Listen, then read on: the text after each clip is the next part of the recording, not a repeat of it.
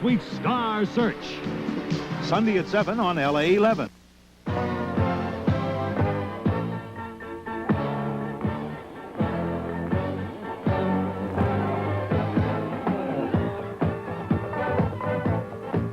From Dodger Stadium in Los Angeles, it's time for Dodger Baseball. The Los Angeles Dodgers and the San Francisco Giants.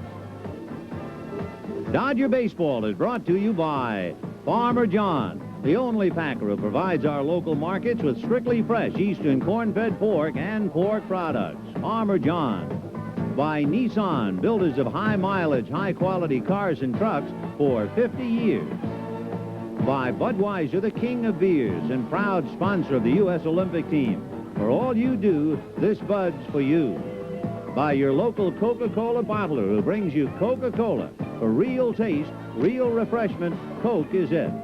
And by Union 76 and your neighborhood Union 76 dealers who invite you to go with the spirit of 76. Hi, everybody, and a very pleasant good evening to you, and welcome to Dodger Stadium. Welcome to the Friday night's first game of the three-game series between the Giants and the Dodgers.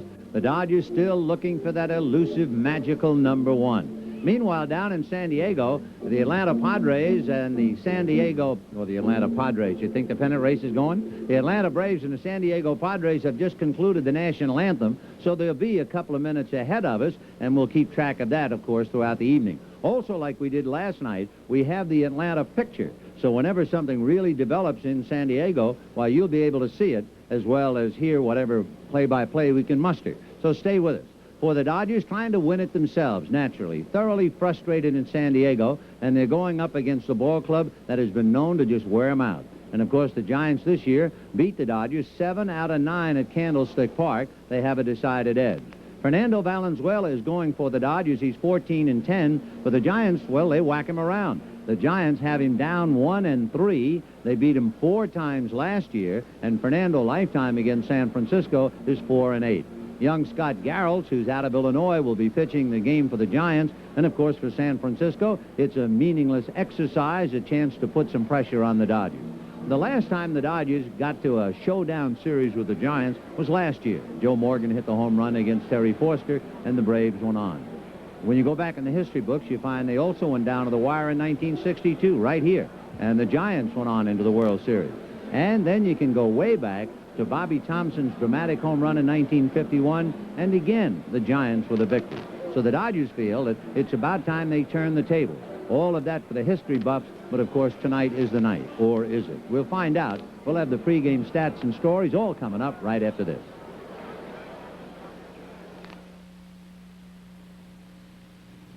From the Farmer John collection, the Southland's only strictly fresh Eastern corn-fed pork and pork sausage at peak of fresh flavor. Savory smoked, naturally seasoned hot dogs. Luscious luncheon meats, too. Bacon and ham, bone-in and boneless, with a rich, robust Western flavor from the smoking. And so many more fine meat products, all award winners at the California State Fair. The best to you from Farmer John.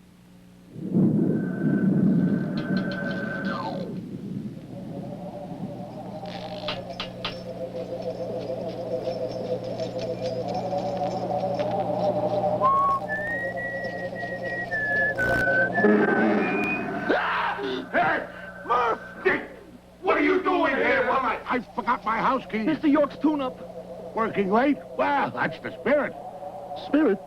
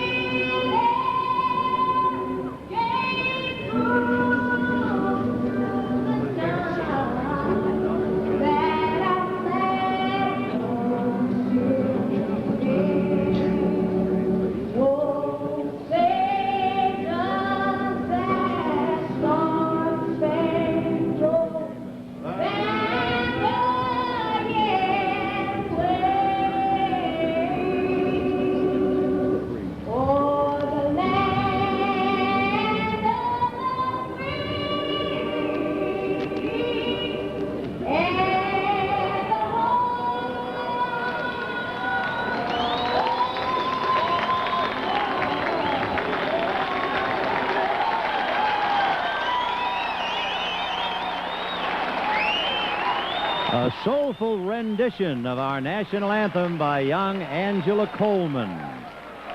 Quite a way to start the night. This copyrighted telecast presented by authority of the Los Angeles Dodgers Incorporated, who also employ the announcers. It's intended solely for the private non-commercial use of our audience. Any publication, reproduction, or other use of the pictures, descriptions, or other use of the game without the express written permission of the Los Angeles Dodgers Incorporated is prohibited.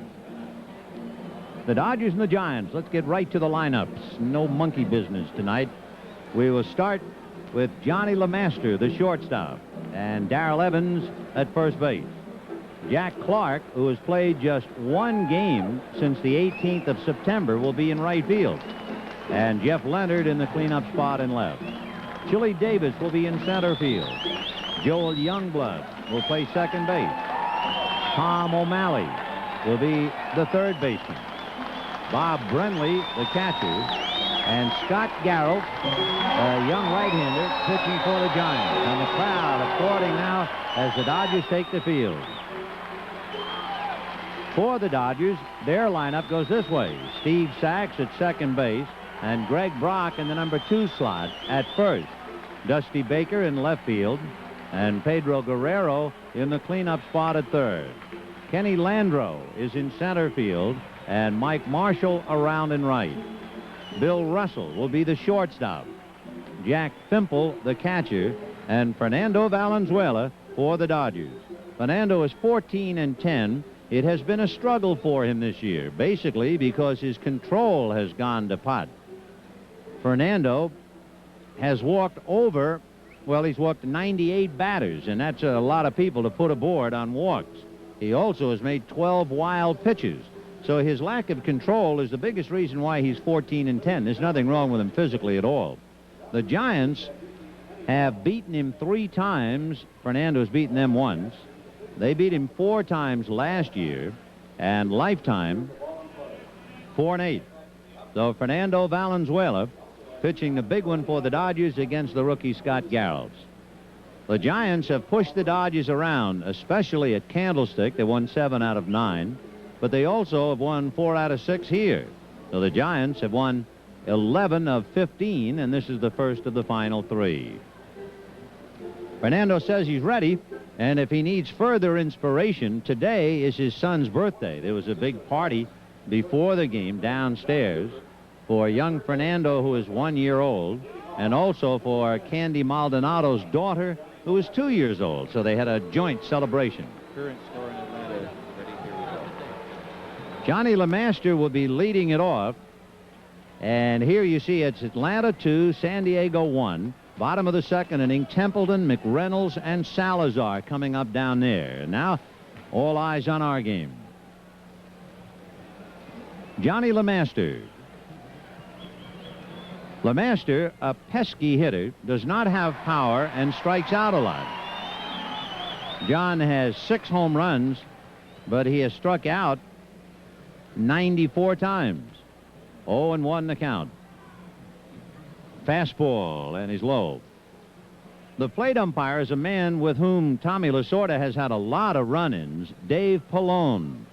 Then you have Paul Runge at first, Jim Quick at second, and Bob Engel on the line at third.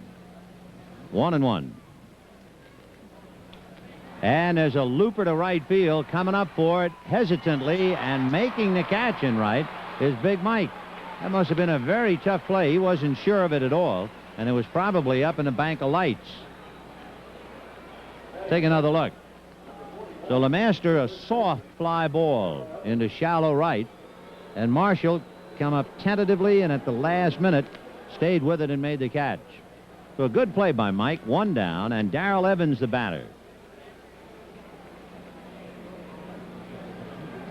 The people who have hurt Fernando this year: LeMaster 3 for 9, Leonard 3 for 13. Interestingly, it's not as if the Giants have really pushed him around. The highest batting average for a Giant against Fernando is Darrell Evans, and it's 241. 1-0 the count. High pop fly back of third. Guerrero in foul territory, and something happened. So Fernando hit a soft spot,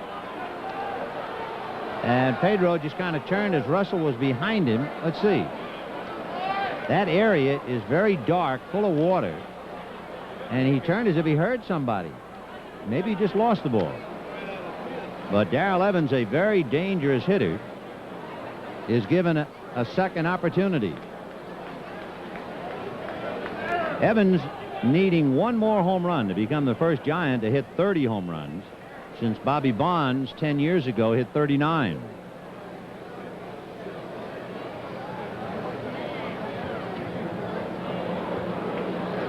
Two and one to count to Darrell Evans. Fernando Valenzuela trying to win his 15th. One thing, Fernando has been a much better pitcher at home this year. He is 7-3 at Dodger Stadium. He's been break even on the road. Breaking ball, a one hopper to Guerrero, over to Brock, so they get Evans anyway, despite the mix-up. Two down, and Jack Clark coming up. Clark, you remember, on the 18th of September, made a crashing attempt at a home run in right field and hurt his side. That was in the last Dodger-Giants series.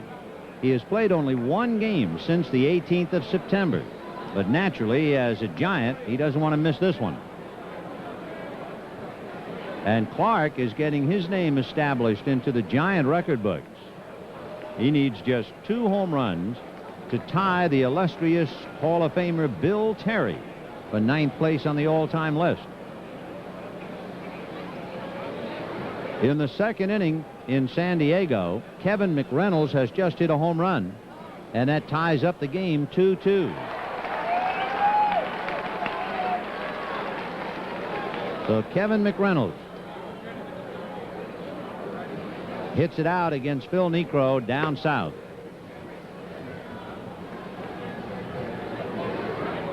Fastball, and he missed 1 and 2.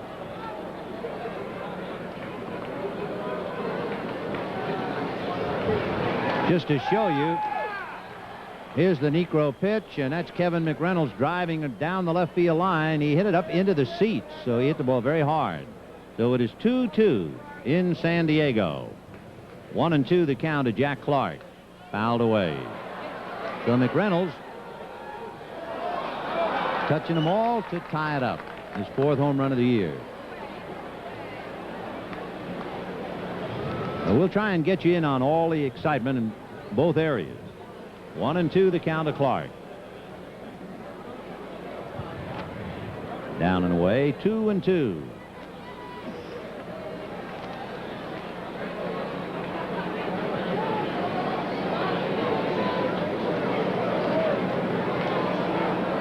Clark hit a number 3 slot. Jeff Leonard is on deck.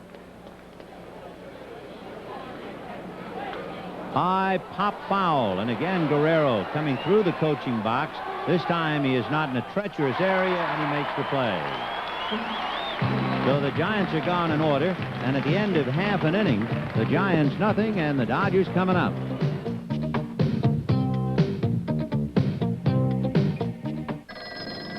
Murph 76, Nick speaking. Say, what's with the big plus on your unleaded pump? Oh, we're telling folks about the big plus in 76 unleaded regular. A More Spirit, right? Right. Say, who is this? More Spirit than other unleaded regulars to help give better engine performance? Gee, you seem to know a lot about it. Yeah, so now everyone's buying your unleaded regular instead of premium at places like Bob's Gas. Bob's? That's it. Hey, Bob! Bob! Fill her up with spirit, White paper premium. the Right, spirit Bob? of 76. Bob?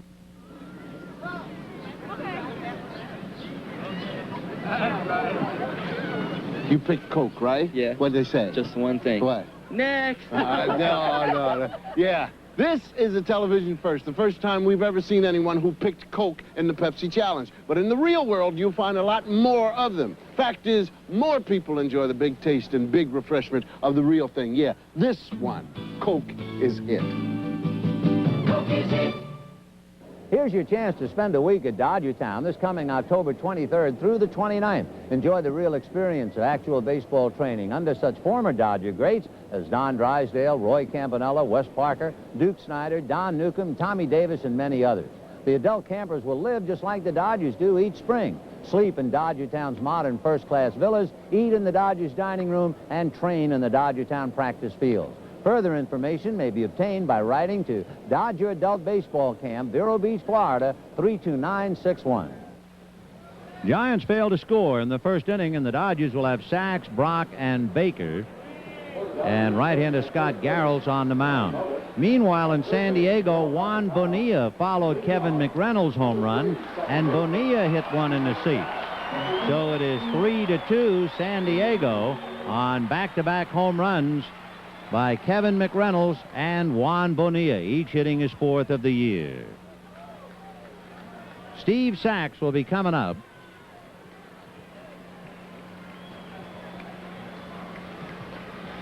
Sachs, Brock, and Baker.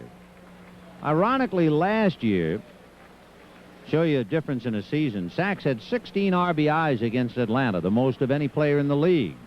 This year, Steve had only 2 RBIs against Atlanta.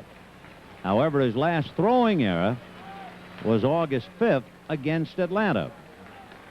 So Steve checking in, trying to start things off against Scott Garrels out of Urbana, Illinois. Home of the University of Illinois at Champaign-Urbana. A drive to right, but Clark is there, and that'll take care of Sachs. 1 away. San Diego settled for the 2 runs in the bottom of the second inning. So the Padres are leading 3-2. And I see umbrellas opening here in the ballpark. And a light rain begins to fall as Greg Brock checks in. Brock, who has been struggling as far as his home runs are concerned. He hit his 20th when R.J. Reynolds replaced him in the lineup. That was the Houston series 2 weeks ago. So he has hit 1 home run from June 4th to August 4th. But he is actually hitting much better, and his average is up to 224. So Brock, who originally was hitting in the number 7 slot, and then the Dodger Brain Trust decided to move him up to hit second and drop Russell to 7. Garrels with a record of 2-1. No decision against the Dodgers. He's a hard thrower. Ball 3. Garrels with a fastball and a breaking ball. Not much of a changeup yet. He's only 22 years old, and he's been pitching in the Giant organization since 1979. Strike. He was the Giants' first selection in the '79 June draft. 3-1 the count.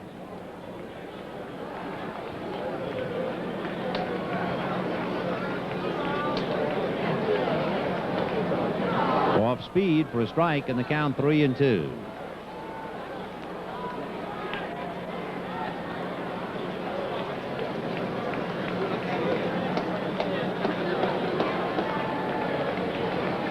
Fastball hit foul down the left field line, out of play.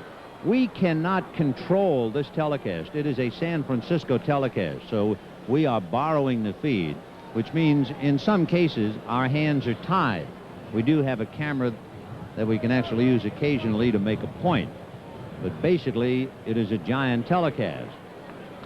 Check swing right into the Dodger dugout, but if we can get our camera, you can see that the Dodgers are expecting the League Championship Series here at least, because suddenly foul ground, or a portion thereof, has disappeared in front of the auxiliary scoreboards down the left and right field lines, and there you see it. Big chopper foul to Darrell Evans.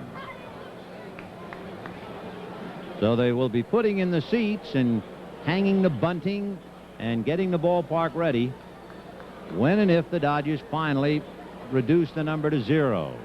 Either they win tonight or the Braves lose. Mike Brito has his speed gun at the ready, and that's just inside. So Brock walks. The Dodger record for walks, Jim Wynn. He walked one year 110 times, and Brock looks like a guy who someday will challenge that. He walked 82 times so far this year. So Dusty Baker will be the batter with 1 out in the first inning. In looking at the Dodgers against the Giants, as usual, Guerrero is leading the way with 2 home runs, 8 RBIs, and 16 hits. And there's a line drive base hit for Dusty. And stopping at second is Bryant. So first and second, Baker, who had 17 hits, most of any Dodger against Giant pitching, bangs it to left, and he hit it hard. So the Dodgers are in business, first and second, 1 out. And the big guy coming up, Pedro Guerrero.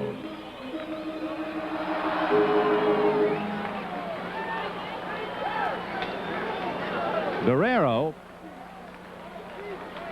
hitting .286 against the Giants, .295 with the league.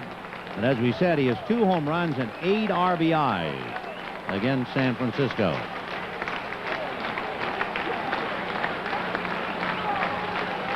Ball 1. Last year, Scott Garrels made his debut against the Dodgers.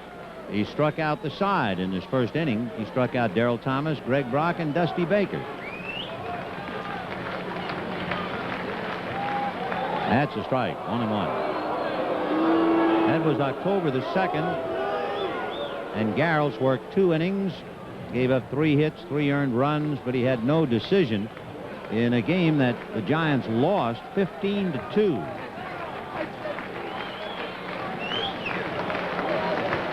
One and 1. Popped it up. So Guerrero trying to time the breaking ball, and he lifts it to Joel Youngblood. The infield fly rule was called, and with 2 down, the batter will be Kenny Landreau. Number 44, center fielder, Ken Landreau.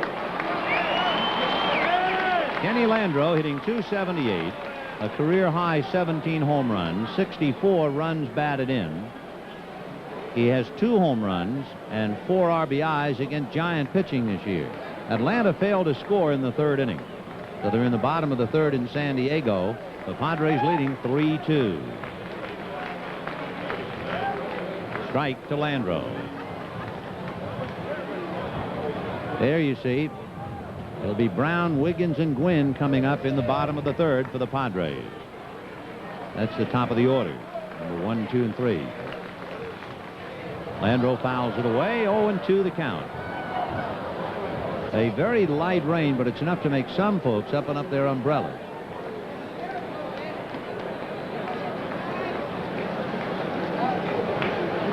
No score. Just the start of things. Giants went out in order against Fernando. Landreau fouls it away.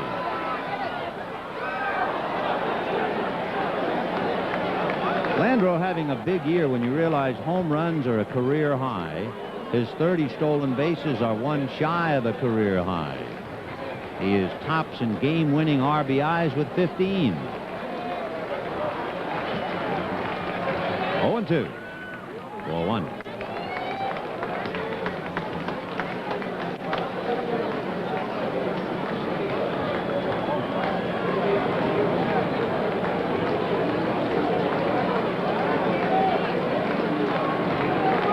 And 2 to Kenny Landreau. And there's a ground ball into left field, base hit. Here comes Brock. Here comes a good throw by Leonard, and he is out at the plate. And he didn't have a chance. So Leonard throws him out easily on a base hit by Landreau, and the Dodgers come up empty. No runs, 2 hits, 2 left. Leonard made a perfect throw from relatively shallow left field, and the tag by Brentley Brock didn't slide, and he was a dead duck. And at the end of an inning, no score.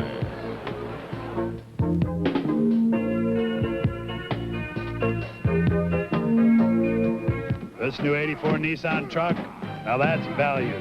Tough double steel walls. Sticker priced at just $59.99. 3-across seating. The most powerful standard engine in the class. And a sticker price of just $59.99 for a rough, tough Nissan truck. Nobody offers that kind of value, right, guys? Hurry, low 8.8% truck financing ends September 30th.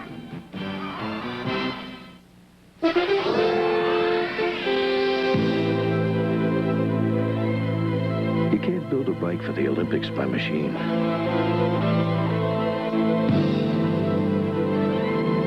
tube's got to be custom fit to transfer weight into forward momentum. After all, a champion should ride a champion. The Olympics take teamwork, and Budweiser is proud to be part of that team. This Bud's for you. Western Airlines has taken a very good schedule and torn it apart to make it our very best schedule for business. We're building it around arrivals, not just departures, because when you get there is just as important as when you leave. Call your travel agent or Western. Our new business schedule will make a difference wherever you fly.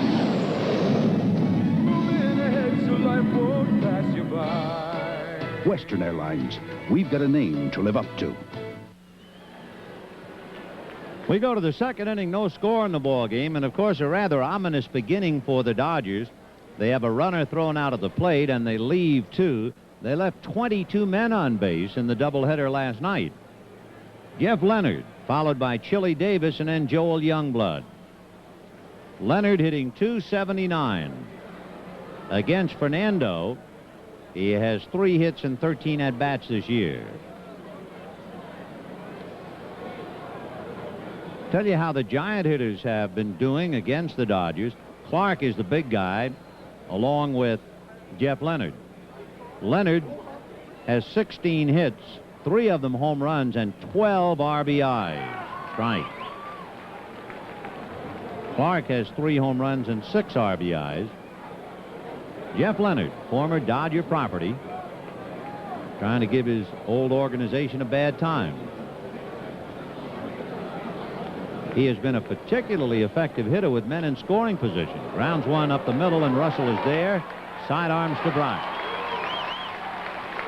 1 away. Down in San Diego, the Padres failed to score, and at the end of 3 innings, San Diego 3, Atlanta 2. Coming up for Atlanta in the 4th inning, Rafael Ramirez, Bruce Benedict, and Randy Johnson, the 3rd baseman. Here's Chili Davis, Los Angeles boy. He has hit in 9 straight. Davis batting .234. Been a disappointing year for him. Good play by Guerrero. A little high to Brock, but he got him anyway. Pedro throws the ball to first base sometimes almost disdainfully, as if he doesn't want anything to do with it once he's caught it. Like, okay, you're dead here.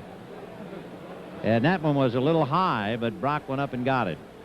So 2 down, and Joel Youngblood, the batter. A good play by Pedro. Youngblood, a multi-talented guy, can play the outfield and the infield. He's playing second base tonight. The Giants, so convinced of his talent, they signed him to a 3-year contract.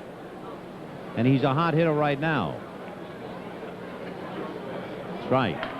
Youngblood hitting .290. He has hit in 11 of his last 15, and since the All-Star break, he's batted .315. His 17 home runs a career high, and he's hit 3 in his last 4 games. He's hit 5 home runs in his last 11. So Fernando working on Youngblood with 2 out in the 2nd inning, no score.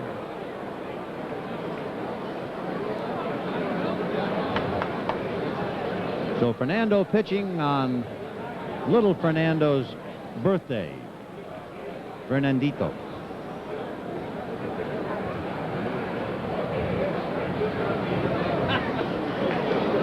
One and 2, the count of Joel Youngblood. Tom O'Malley waiting his turn on deck.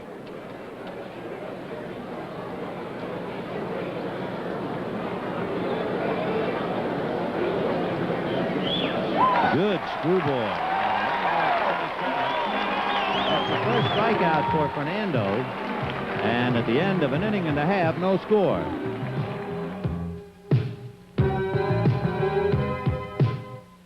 What does Union 76 have that nobody else has? The unleaded regular with the big plus, sir.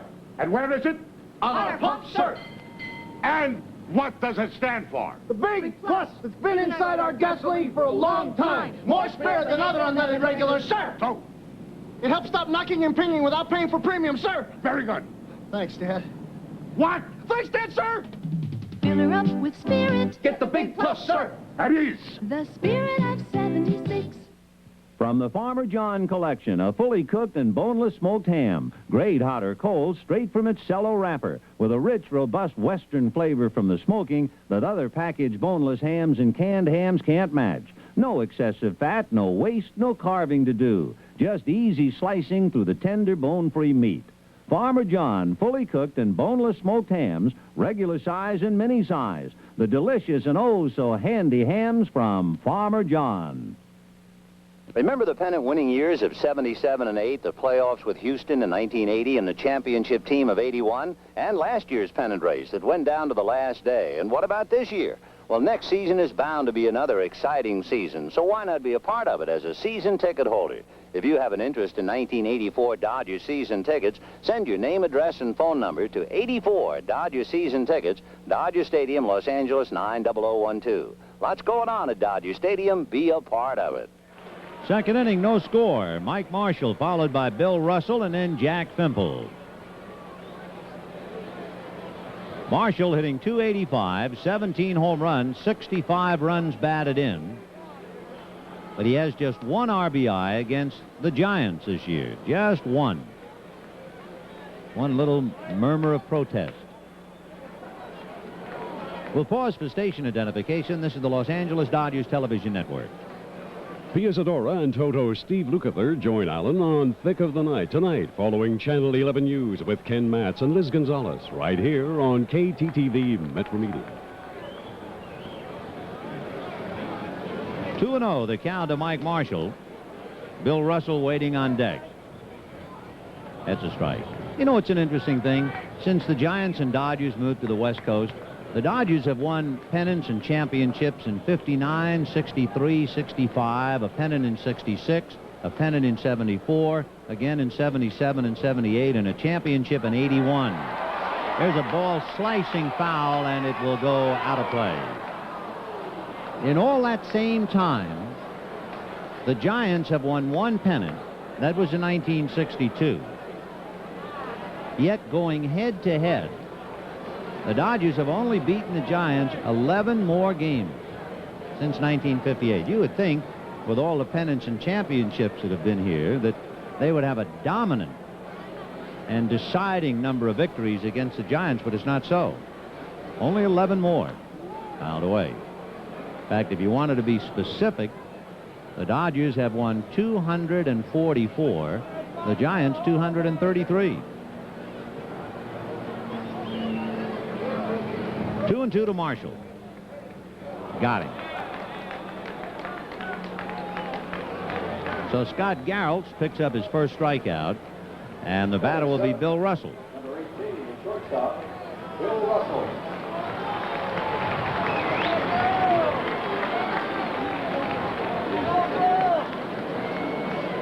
Russell, the veteran of the ball club, he's been with them since '69, as you know, hitting .246. Ball one. The Bill was up in the 260s all year, as you see Frank Robinson eyeballing the proceedings. Frank Robinson, the only Hall of Fame manager. 1-1. By the way, Atlanta failed to score in the top of the fourth inning.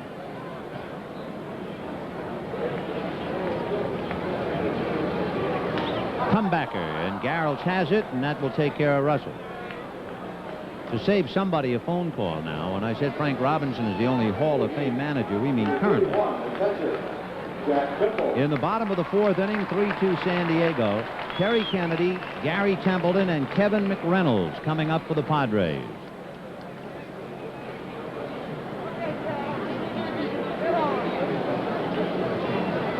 That's Phil Niekro and Eric Schau down there. Jack Fimple hitting .259, a strike. Jack has been a study of courage playing with that hairline fracture. Yeager played the second game last night, and if you saw it, he was drilled as badly as I have ever seen a catcher get hit, despite wearing an athletic cup and a protective shield. He was hit flush in the groin by a foul ball. And Yeager was showing me the protective shield in the clubhouse tonight. It was broken in 7 different areas. And yet he's in good shape and could probably catch tonight if need be. That was one of the really bad fouls I've ever seen a catcher take.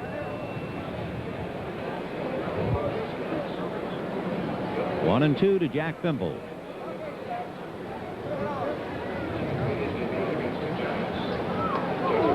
Two and 2. The last time these two teams met, 16th and through the 18th of September, the Giants swept a 3-game series. The Dodgers trying to return a favor here. A little pop fly to second baseman Joel Youngblood. So the Dodgers go very peacefully in the second inning, and at the end of 2, no score.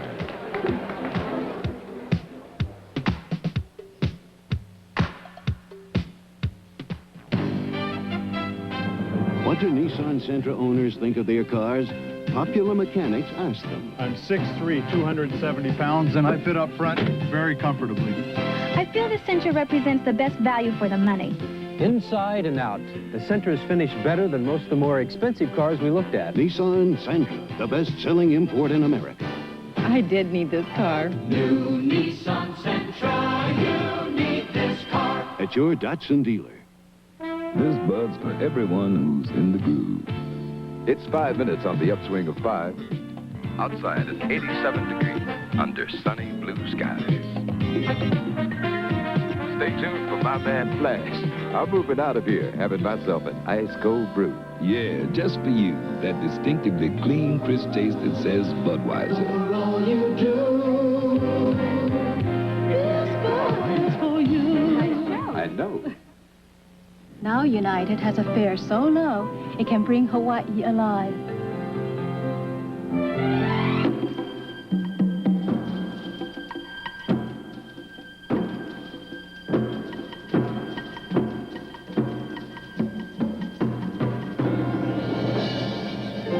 Only United brings you so much for so little. Call toll-free or your travel agent. Third inning, no score in the ball game. In San Diego, they're in the bottom of the 4th inning with the Padres leading the Braves 3-2. It'll be Tom O'Malley, then Bob Brenly, and Scott Garrelts against Fernando in the 3rd inning. Well, of course, none of us connected with the ball clubs and anyone who saw the game, I guess, will ever forget the dramatic home run by Joe Morgan to beat the Dodgers the last Sunday of last year. And in a sense, the ghost of Joe Morgan still lingers very much with San Francisco because the pitchers due to pitch for the Giants in this series, Mark Davis tomorrow and Mike Krukow on Sunday, both came to the Giants in the Joe Morgan deal. So Joe's ghost is still with us. O'Malley hitting .259. On the inside corner, 1-1. O'Malley 5 home runs, 44 RBIs. He's 2 for 11 against Fernando this year. 2-1. O'Malley hitting less than 200 against the Dodgers in 1983.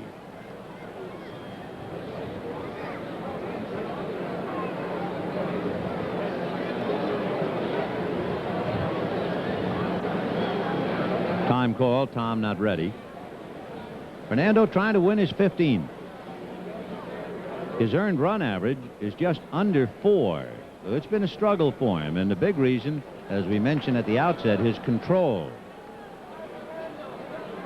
Fernando, who had absolutely pinpoint control, a peek at San Diego, and Niekro has just walked a hitter.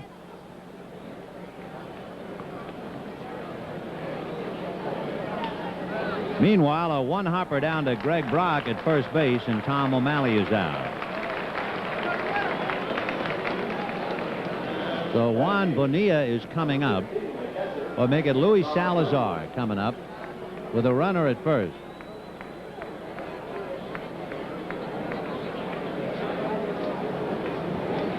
Two down in the 4th inning in San Diego, 3-2 Padres, and Salazar batting with Bonilla. Make it Kevin McReynolds at first. Ground foul outside of third. 0-1. Fernando leading the Dodgers staff with 9 complete games. He also leads with 4 shutouts. Of course, in that brilliant 1981 season, he had 8 shutouts. The tough act to follow, his own. One good thing for Fernando, his ratio of strikeouts and walks almost 2-to-1 the right way.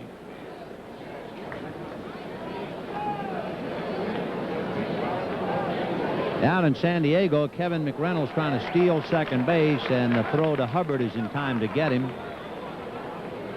So 4 innings in the books, and it remains San Diego 3 and Atlanta 2. They go to the 5th inning. We're no score, top of the 3rd, with 1 out and Bob Brenly. And what sounded like a broken bat blooper into center field for a base hit. So Brenly, who had just 1 hit this year against Fernando, breaks his bat and picks up his 2nd. Here's the play in San Diego. Bruce Benedict, an accurate throw to Glenn Hubbard, and they get Kevin McReynolds sliding in. So it'll be Phil Niekro, then Brett Butler and Glenn Hubbard due up in the top of the 5th. San Diego 3, Atlanta 2. Hit number 1 off Fernando, and the batter is Scott Garrels.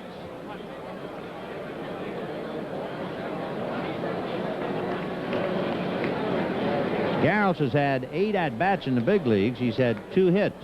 They're looking bunt, and he takes a strike.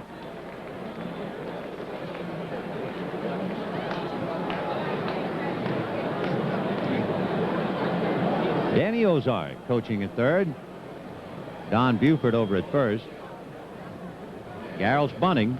Got it down. And Pimple will have to float a Sachs in time. So Garrels gets his man along. 2-4 if you're scoring, and with 2 out, Johnny LeMaster will be coming up. LeMaster has a dozen hits against the Dodgers this year. He does not have an RBI.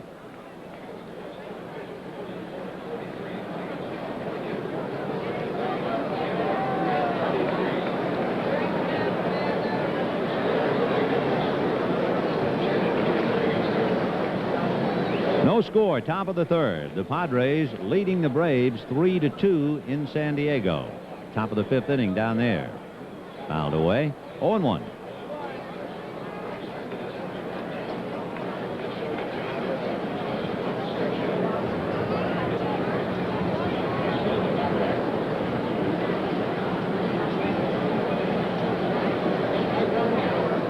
The Dodgers trying to make tonight the night. 1-1. Fastball at the kneecaps.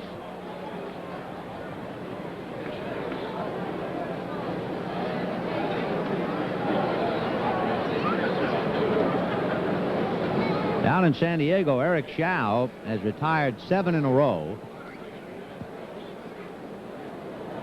striking out 4.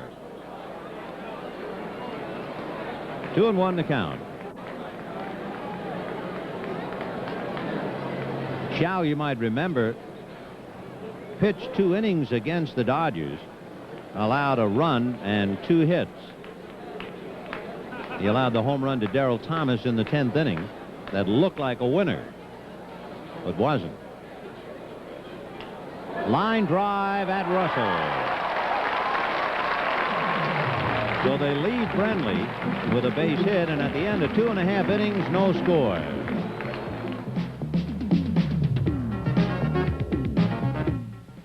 Oh, sir? Sir? Did you run out of gasoline? Out of leaded premium. Stations just don't have it anymore. You're in luck. Oh, sure. You're probably like all the rest I've walked through, and I'll probably have to walk someplace else again. No, sir. We've got 76 Super. Life used to be so simple. Doesn't anyone still have leaded premium? Yes, sir. Union 76. Ah, Union 76. I'll walk there next. Oh, sir? Sir? Fill her up with Spirit. We've still got leaded premium. Oh, you do? The Spirit of 76.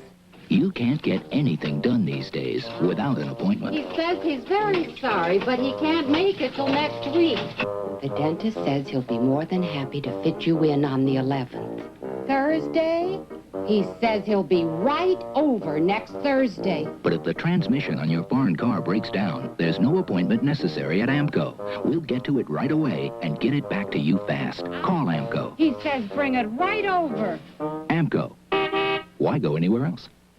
Friends, baseball's largest involvement in the history of the Olympic Games will take place at Dodger Stadium July 31st through August 7th of next year. 6 countries, the United States, South Korea, Italy, Cuba, Nicaragua, and Taiwan, will participate. Ticket order forms may be obtained from your nearest Sears store, First Interstate Bank branch, or by writing to Olympic Baseball, Dodger Stadium, Los Angeles 90012. Olympic Games Baseball at Dodger Stadium next July 31st through August 7th. Don't put it off. Make your ticket plans now for Olympic Games Baseball action. So Fernando will start it off.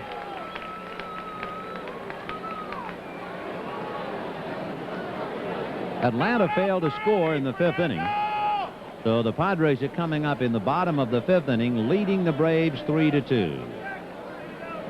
Fernando with 17 hits, but Jerry Royce has passed him in the pitchers duel. Royce has 20 hits. Fernando, however, leads the pitchers in RBIs with 9, and he pops it up to Darrell Evans. You know, I know this sounds self-serving for me to say it, but it should be said. Boy, we'd really like to congratulate the Dodger ground crew and the organization. The field is in excellent shape, considering the rain and all of the problems. There's a damp spot off third. You can see it, dark, a shaded area of dampness inside the left field foul line, but the field is in marvelous shape. And, of course, in direct contrast to that disaster down in San Diego. That's just too bad. That doesn't help anybody down there. Steve Sachs flied to right field in the 1st inning.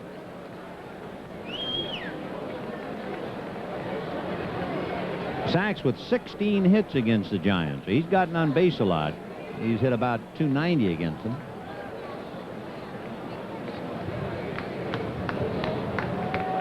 One and 0. Strike. In the top of the 5th inning, we'll show you how Atlanta was snuffed out on a ground ball to shortstop. Gary Templeton feeding to Bonilla, and Bonilla over to first Alan Wiggins. So they're going to the bottom of the 5th inning. Salazar, Bonilla, and Brown, and San Diego leading Atlanta 3-2. And there's a base hit. Whacked into left center. Leonard quickly gets the ball back in.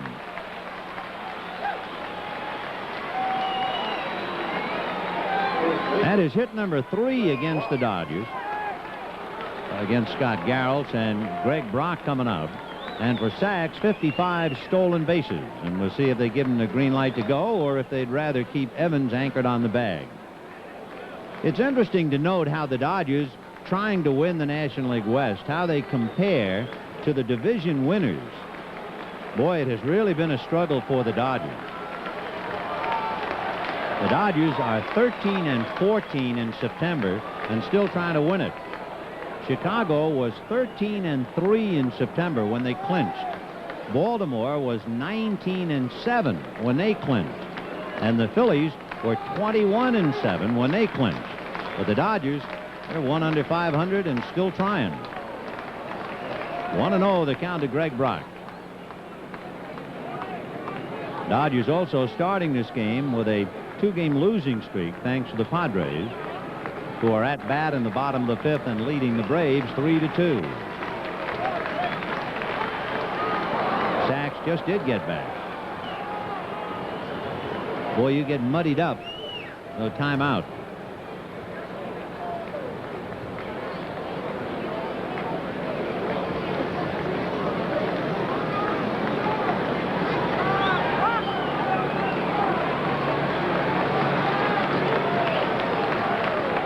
One ball and no strikes to Brock.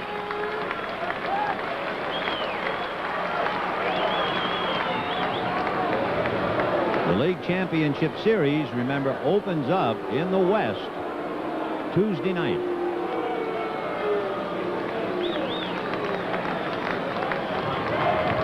And Sachs goes. The pitch outside, the throw. They got him easily. Tell you one thing, and of course we can't control this telecast, but Brock did a rookie's mistake at the plate. Brock not only checked his swing, but he backed away. He gave the catcher all the room in the world, and he could have stood his ground. That's a tough throw over the top of a left-hand hitter. But Brock just opened up the door and said to Brentley, here, take your shot. And he threw out Sachs easily. See how Brock backed off? Gotta teach your man to stay in there and at least give that catcher a little bit of trouble.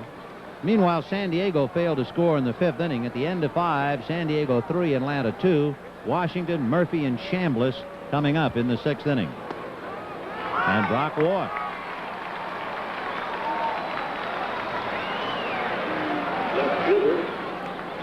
Dusty Baker, who singled in the 1st inning, will be coming up.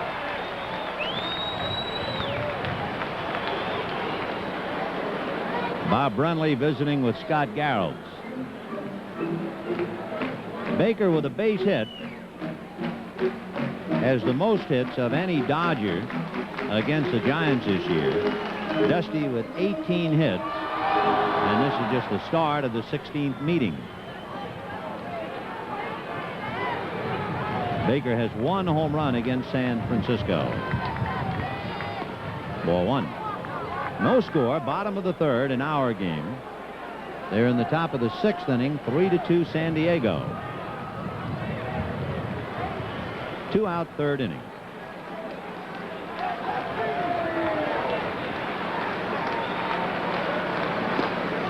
In there.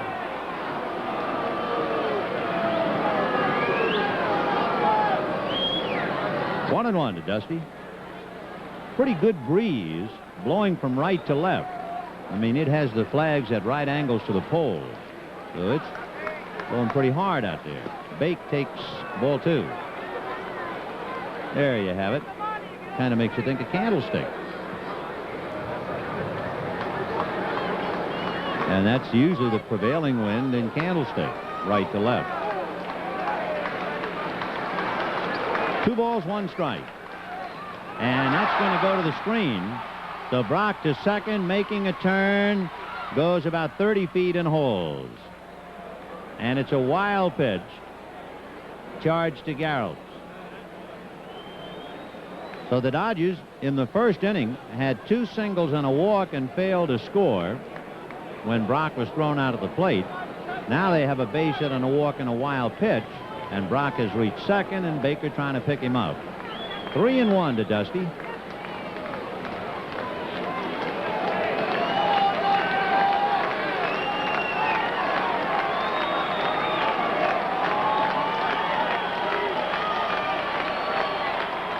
Fouled away.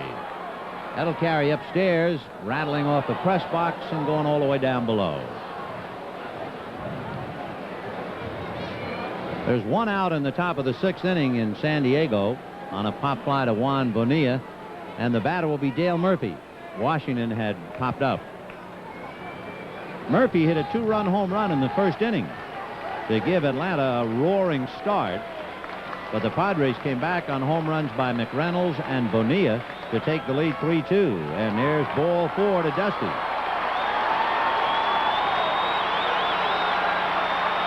So Guerrero, who popped up in the 1st inning, coming up.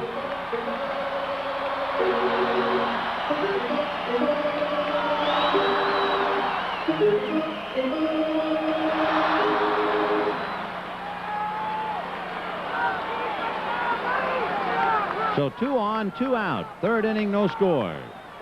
Guerrero, the big guy in the Dodger attack and the chief tormentor of the Giants, with 2 home runs, 8 RBIs, 0 for 1 tonight.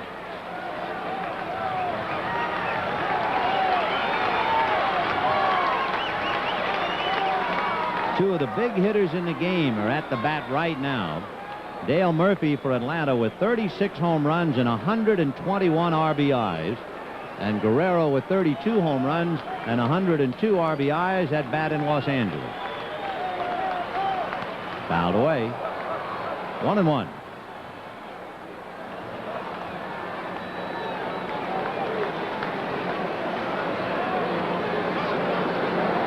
And meanwhile, Dale Murphy in San Diego has just struck out.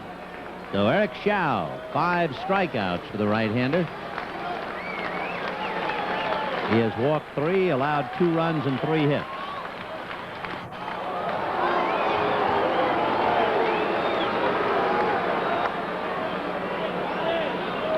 Two and 1, the count to Pedro Guerrero. Chris Chambliss is hitting in the 6th with 2 out and the bases empty. 3-2 Padres, and Chambliss bangs a single to left field. So the Braves have the tying run aboard with 2 out. And there's a line drive off the glove of LeMaster, and the bases are loaded. But John saved a run. Brock would have scored on that hit. Johnny LeMaster diving at a line drive and knocked it down. Boy, he really had to dive.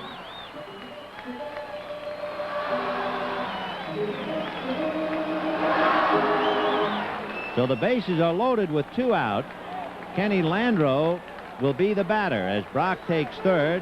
Baker moves to 2nd and Guerrero at 1st. Landreau single to left in the 1st inning, but Brock was thrown out at the plate. And there's a line drive base hit. In comes Brock. Here comes Baker. 2-0 Dodgers.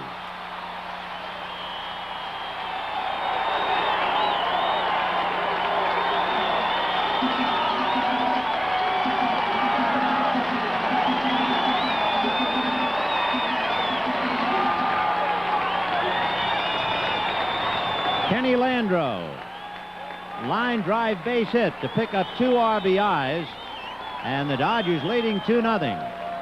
And a lot of torn paper floating up in the night air, but of course we've got a long way to go. Mike Marshall will be the batter. Herm Starrett going out to counsel young Scott Garrels.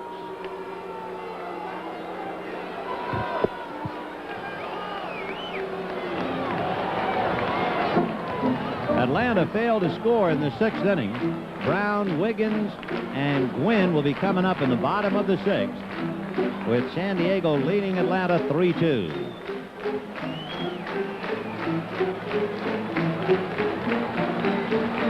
So that sums up the situation down south. They left Chambliss.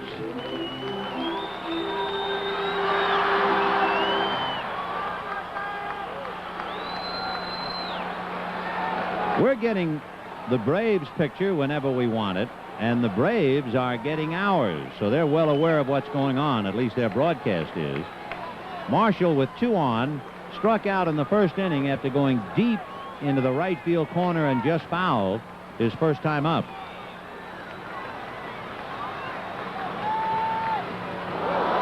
Oh, 0-1.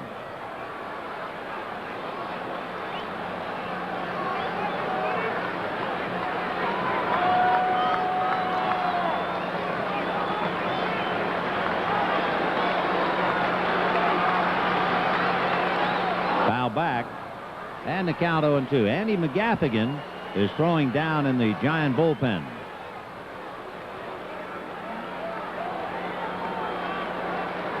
When you think about it, Mike Marshall in the middle of July was hitting only .238.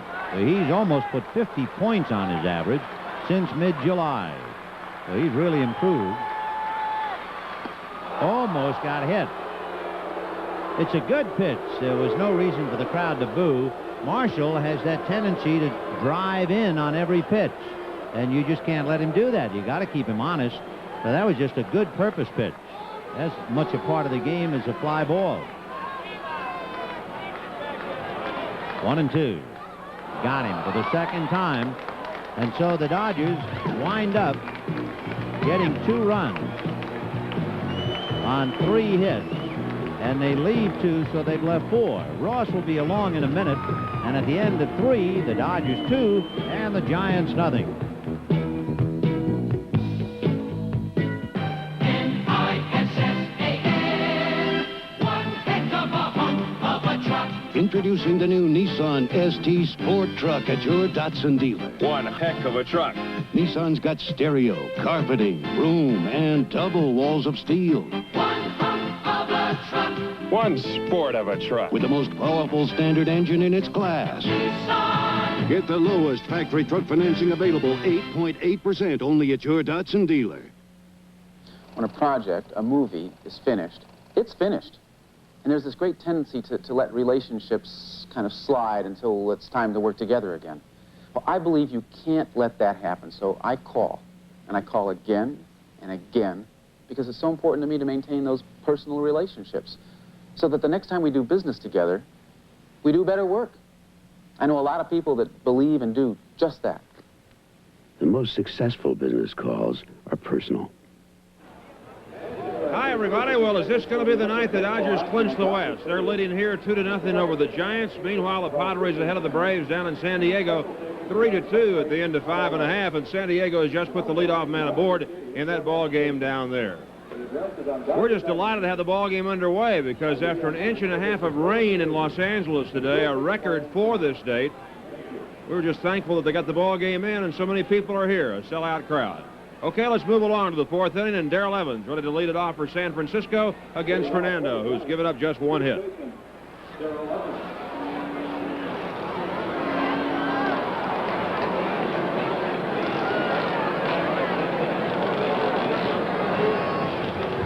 Evans bounced out to Guerrero in the 1st inning, moments after Pete had let a pop foul drop behind him. I think he thought Russell called him off, but it didn't hurt the Dodgers. Evans, the Giants' top home run hitter this year with 29. Bounced up the middle and through into center field. And there's San Francisco's 2nd hit. The other was a broken bat single by Bob Brindley in the last inning. Here's Jack Clark.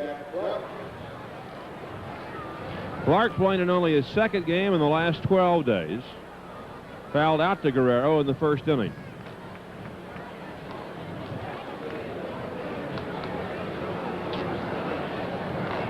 Clark has hit 3 home runs against the Dodgers this year among his 20. And he's the tying run as he stands in.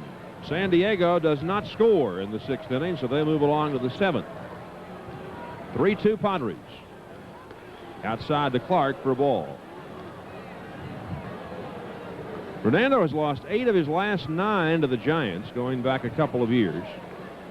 The lone victory, though, was a 2-hit shutout here at Dodger Stadium this May.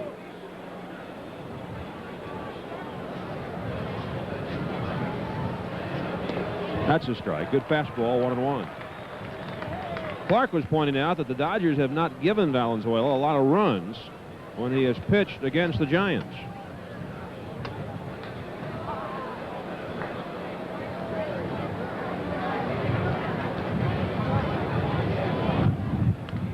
Bates hit, and the tying runs are aboard for the Giants. Nobody out in the 4th inning. Evans stops at 2nd. Jeff Leonard coming up. And Leonard has been the top run producer on the San Francisco Ball Club this year with his 87 runs batted in. Evans has 81. Fernando got Leonard to ground to short his first time up.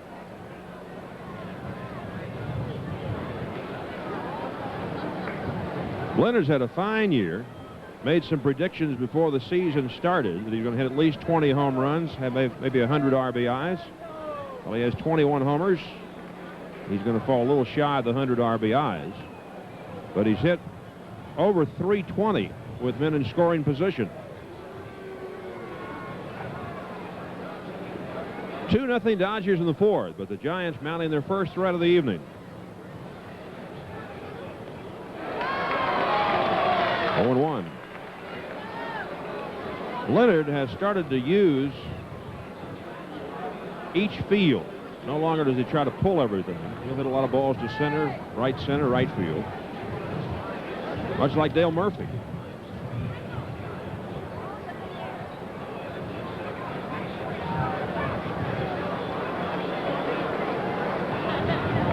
Leonard does lead the Giants in strikeouts. That had been one of his hopes coming into the '83 campaign. He could cut down on his strikeouts because he fanned about 25% last year. Screwball, and that misses. 1-1.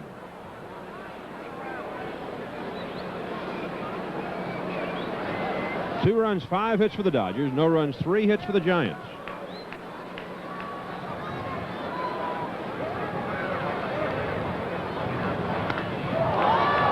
Baker comes up and one-hands it for the first out of the inning.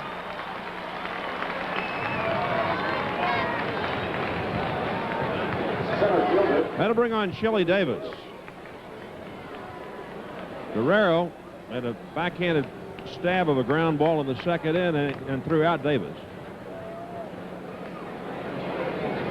Chili with just 1 hit against Fernando in 16 at-bats this year. He's got Evans at second, Clark at first. 1 away in the 4th inning.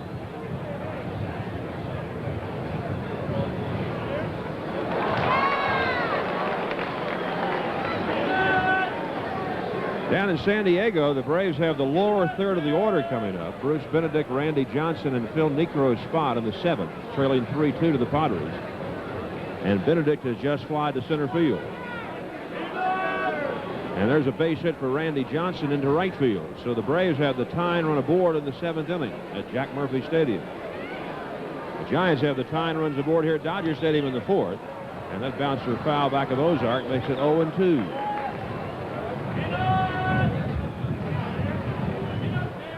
One of the reasons the Giants feel that they have been so successful against Fernando Valenzuela in the last 2 years is that they've learned to be patient.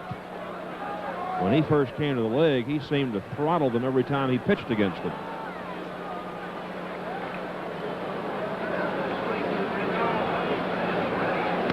Screwball and lifted to Landreau. Kenny's got to go back. The runners tag for the Giants. Landreau for the catch, and the runners will try to move up. Now Clark goes back to first, but Evans takes third. So 2 out of the 4th inning for the Giants, and Joel Youngblood coming up. Joel Youngblood. Fernando struck Youngblood out swinging in the 2nd inning.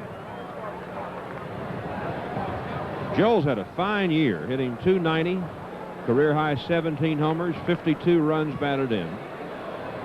And Frank Robinson wants to make a spot for him in the outfield next year as a starter. Phil Niekro bows out for pinch hitter Gerald Perry down in San Diego with a runner at first and 1 out. Perry, the rookie, the nephew of the Reds' Dan Dreesen. Youngblood takes outside for a ball.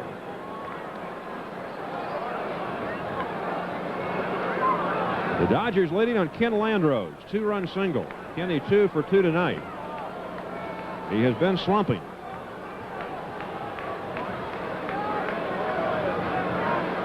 .1-0 pitch to Youngblood. Screwball misses. 2 balls and no strikes. On deck, the left-handed hitting Tom O'Malley.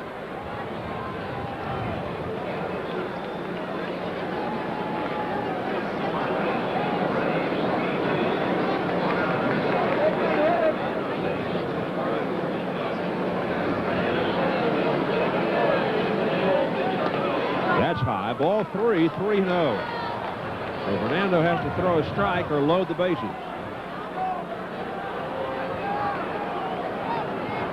And that's what Darrell Evans was saying about the Giant strategy against Valenzuela. We want to make him throw strikes to us.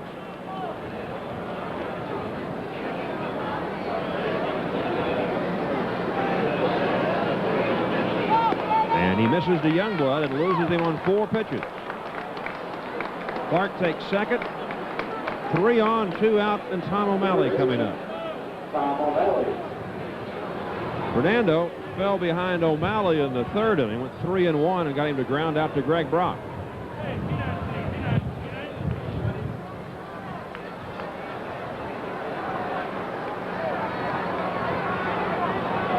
Down in San Diego, Randy Johnson just tried to steal second base, and Terry Kennedy threw him out. Meanwhile, O'Malley takes a breaking ball for Valenzuela for a strike. So Atlanta now with 2 out and nobody on, and still trailing the Padres 3-2.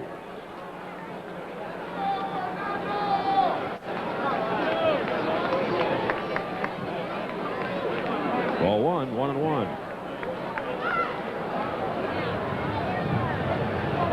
Terry Kennedy earlier in the year had 22 consecutive base runners steal on him, but as you see there, he gunned down Johnson. And now the final out has been recorded. A nice running catch on a ball hit by Perry out to the left fielder, Bobby Brown. So Atlanta doesn't score back here in Los Angeles. O'Malley grounds a foul, and the count is 1-2. Don't you just love it? Pennant fever. Final weekend of the regular season. And for the second year in a row in the National League West, it comes down to this. The Giants against the Dodgers, the Padres against the Braves. Except this year it's Los Angeles, the host, instead of San Francisco. With San Diego again entertaining Atlanta. The 1-2 pitch. Screwball bounce foul again down to Don Buford. Talking to Don about Fernando and the way he pitches. He says the reason we've been successful is we are now hitting the ball where it's pitched. We don't try to pull the screwball like we did in 1981 against him.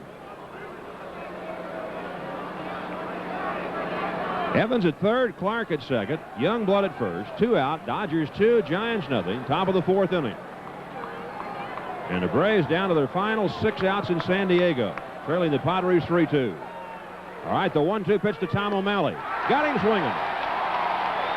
So Fernando picks a great spot for his second strikeout of the game.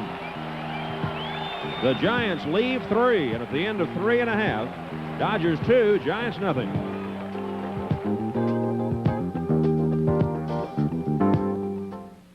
If America ever had an official taste, this could very well be it. The taste of Coca-Cola.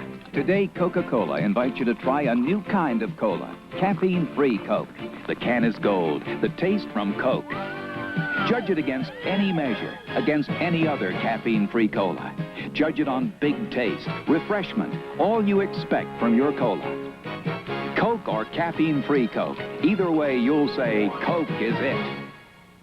What'll it be today, Mayor? It's full serve or self-serve? Well, Jill, my stand on the issue is quite clear. Issue? Well, historically, I have chosen full serve and delegated problem areas to experts like yourself. Full service, good choice. However, saving a few pennies at self-serve is a policy I support. Fiscal restraint, Jill. Ah, self-serve. Yes, and I can generate a cash flow economy. And pump your own. And, on the other hand...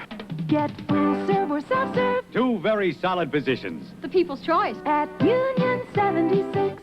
Dodger Blue, the official newspaper of the Los Angeles Dodgers, is offering a Dodger Blue cap to all new subscribers and current subscribers who add a year to their current subscription. Send $15.95 to Dodger Blue, Dodger Stadium, LA 90012. Visa and MasterCard accepted.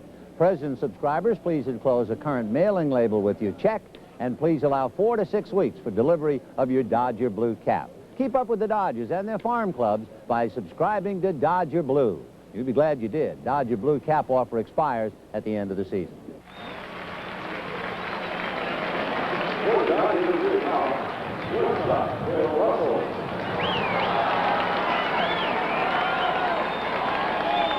It's the bottom of the 4th inning at Dodger Stadium. Dodgers 2, Giants nothing. Bill Russell to lead it off against Scott Garrelts.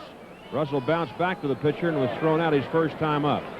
Donnie Moore has come in to pitch for Atlanta in the 7th inning, and the first man he faced, Gary Templeton, hits one off of Moore's fingers between Hubbard and Ramirez, or Johnson and Ramirez, and goes for a base hit. Meanwhile, here at Dodger Stadium, Russell has just lifted a fly ball to Jack Clark for the first out of the bottom of the 4th, and that'll bring on Jack Fimple.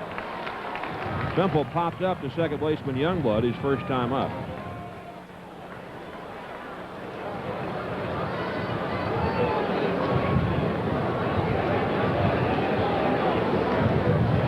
Fimple broke into the major leagues at San Francisco late in July. And what a standout job he has done for the Dodgers.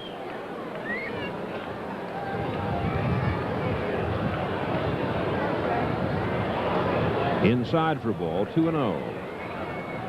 Scott Garrelts spells the last name G-A-R-R-E-L-T-S. Prefers to be known as Garrelts. It's a strike-in, 2-1. When Scott's on, they tell us he has a very good hard curve. When the curve is not working, he has some trouble. Hitters sit on his fastball. 2-2 to Fimple.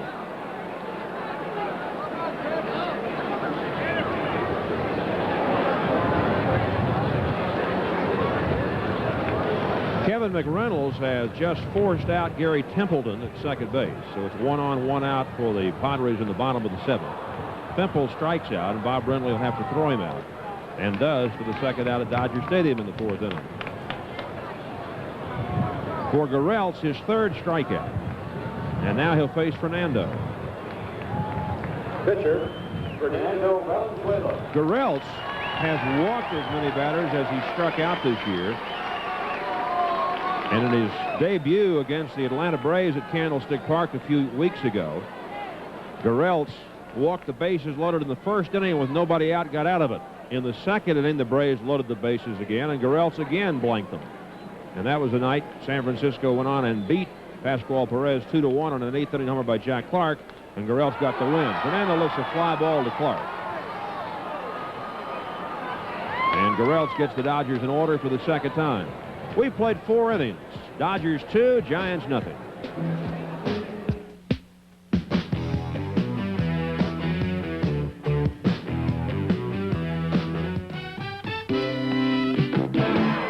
This Bud's for everyone who takes the power and sends it down the line. It's Bud's for you, for all you do. The king of beers is coming through. Yeah, just for you. That distinctively clean, crisp taste that says Budweiser. For all you do. This Bud's for you. Stater Brothers says it's their meat that made them famous. This says it's their low prices. Decide for yourself. These top ramen noodles in 5 varieties are only 19 cents a package. Get large, sweet, vine-ripe cantaloupes for 19 cents a pound. And this week, save on Alaskan pink salmon. Frozen or defrosted, it's a low 99 cents a pound. Stater Brothers, serving your family for 48 years. Well, finally, they're telling you what I've known all along. 11:05 p.m., the Hospital for Special Surgery, New York. And where are the surgeons? Watching television. Not just any television. A Sony with the remarkable Trinitron system. For a picture that's critically focused, critically lifelike. Maybe that's why Sony won an Emmy for its picture.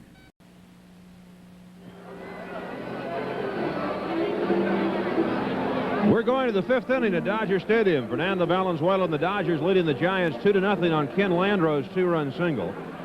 Down in San Diego, the Padres had 1 on and 1 out in the 7th against Donnie Moore. Luis Salazar hit a line drive, but Chris Chambliss stabbed it nicely and turned it into a double play. So at the end of 7, San Diego 3, Atlanta 2. By the way, they tell us that the Braves plan to start Steve Bedrosian tomorrow night in the game in San Diego. So Bedrosian, who's taken his lumps in the bullpen in the last 6 to 8 weeks, will start tomorrow for Atlanta. Bob Brenly leads off for San Francisco here in the 5th inning. Cracked his bat and singled in the 3rd after Fernando retired the first 7 Giants of the game. And Valenzuela gets the outside corner for a strike. Brenly now with 6 hits in his last 8 at-bats.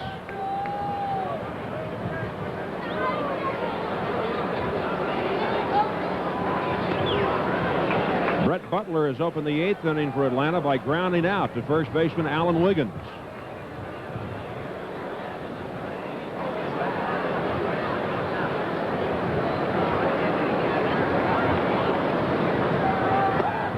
That's a ball. 1-1 to Bob Brenly. It may change if the Dodgers can capture the Western Division title tonight, but the plans right now are to have Bert Hooton start tomorrow afternoon for the Dodgers. That's a strike, and it's 2-2 to Bob Brenly. Glenn Hubbard is the hitter in San Diego for Atlanta with 1 out in the 8th inning, and the Padres leading the Braves 3-2.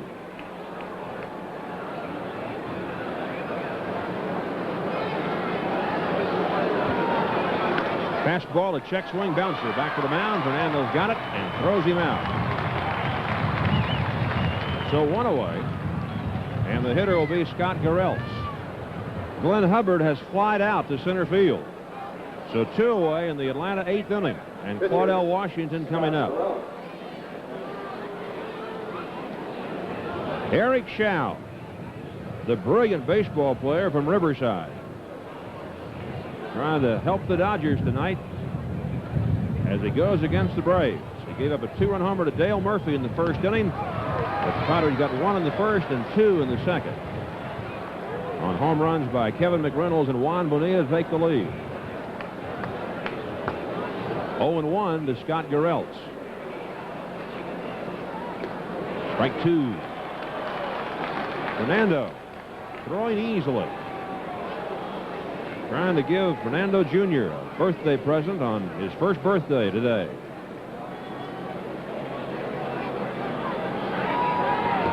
Strike 3 called, and Fernando chalks up his 3rd strikeout, and they're 2 away in the Giants' 5th inning.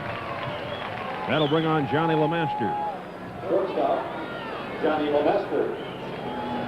Claudell Washington has singled in San Diego.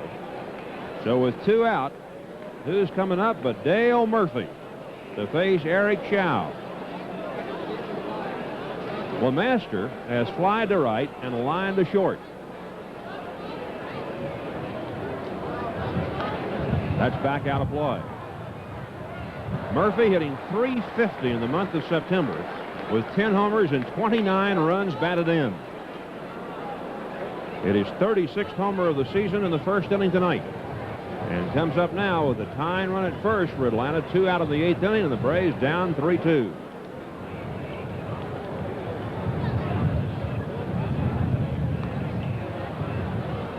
And Murphy forces Washington with a ground ball to second baseman Bonilla, who feeds it to Templeton.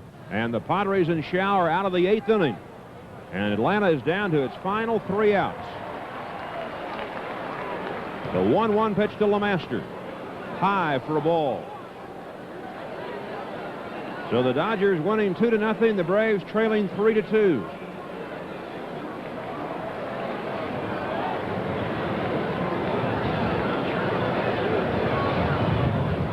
Two-1 pitch. Screwball. Dandy swung on and missed. 2-2. Here's the ground ball at Murphy. Banged out to Bonilla. And an easy play to end the inning. So they've completed 7.5 down south. Padres 3, Braves 2. Strike 3 call to Johnny LeMaster. So Fernando strikes out 2 in the inning. In fact, he's now fanned 3 of the last 4 to face him. And at the end of 4.5, Dodgers 2, Giants nothing.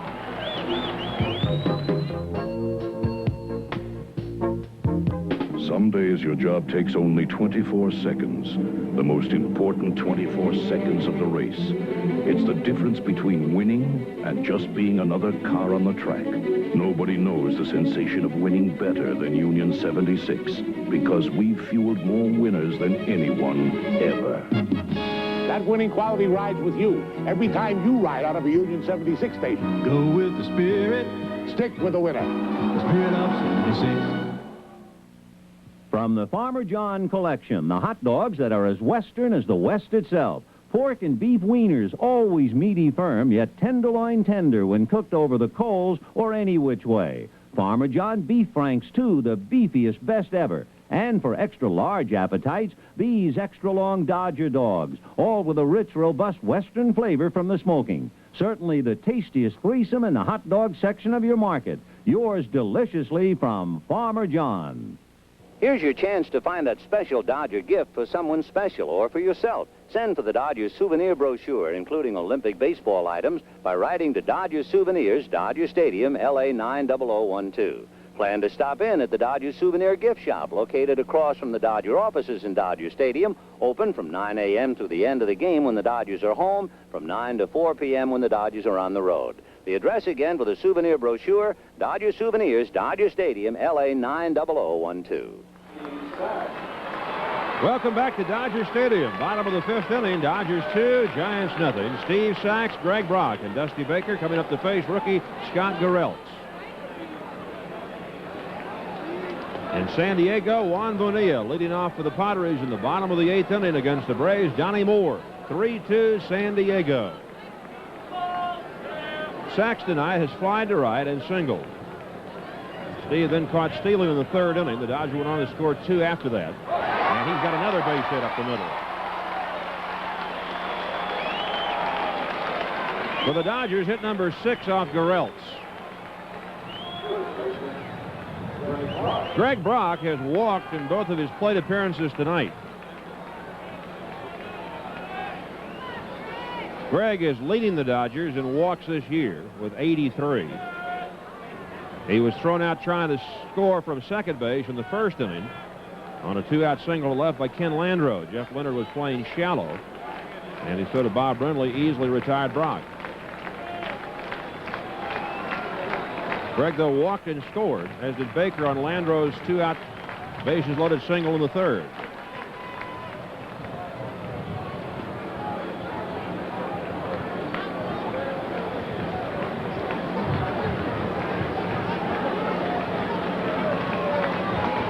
Pitch out, but Sachs not going anywhere. When Sachs was caught stealing in the third inning, it marked the 30th time this year that he'd been nailed. So he is 55 for 85. That's a lot of running.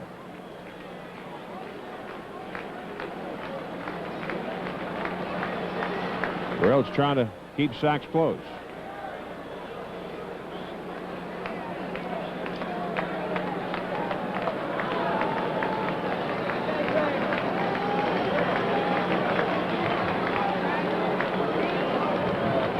Juan Bonilla has bounced out, so they're one away in the Padre 8th inning. Looking ahead to the 9th inning, Atlanta is due to send up Chris Chambliss, Rafael Ramirez, and Bruce Benedict. Another pitch out, and again, Sachs staying at first base. 2 balls and no strikes to Greg Brock.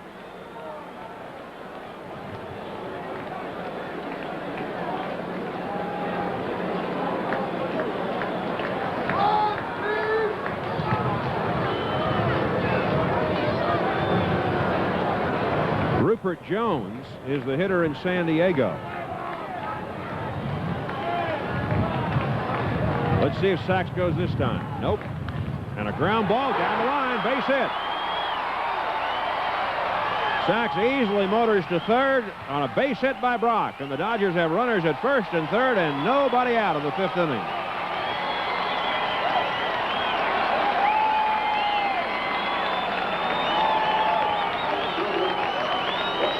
Baker, Guerrero, and Landreau coming up. Evans dived, but he couldn't get it.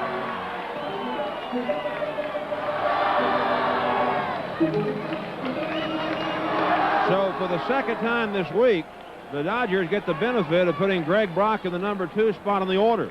On Monday night in Cincinnati, Brock had a double and 3 singles plus a walk.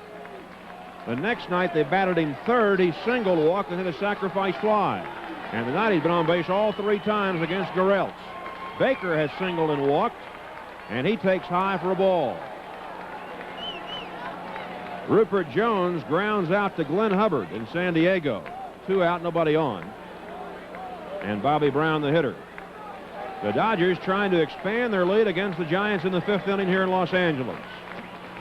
And the breaking ball stays high, 2-0.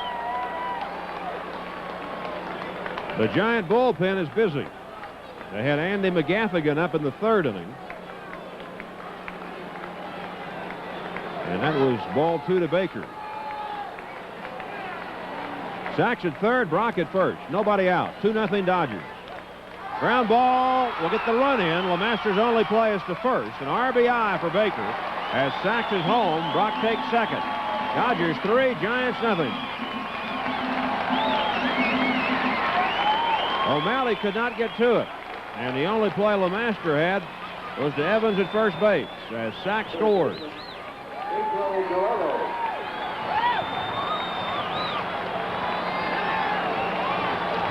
Meanwhile, Bobby Brown has made the final out down in San Diego. So the Braves are coming up in the 9th inning, needing at least a run to stay alive in the National League West race. The Dodgers on Baker's 72nd RBI, leading here now, 3-0 in the 5th, and here's Guerrero. And Pete takes ball 1. Guerrero has popped up and singled.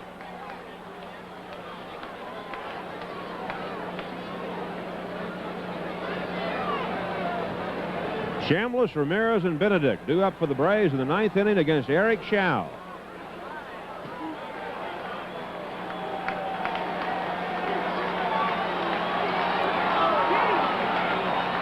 Check swing, an appeal to first, and a swing, says Paul Runge. 1-1 to Guerrero. So with 2 out and nobody on in the 3rd inning, the Dodgers struck for their first 2 runs. Brock and Baker walked, Guerrero singled, and Landreau singled home 2.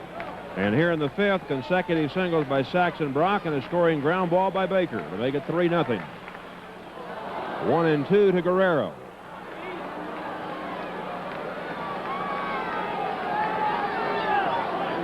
We pause now for station identification. This is the Los Angeles Dodgers Television Network. Look for all new episodes of Fame, Thursday nights at 7, starting October 13, right here on KTTV, Metro Media 11.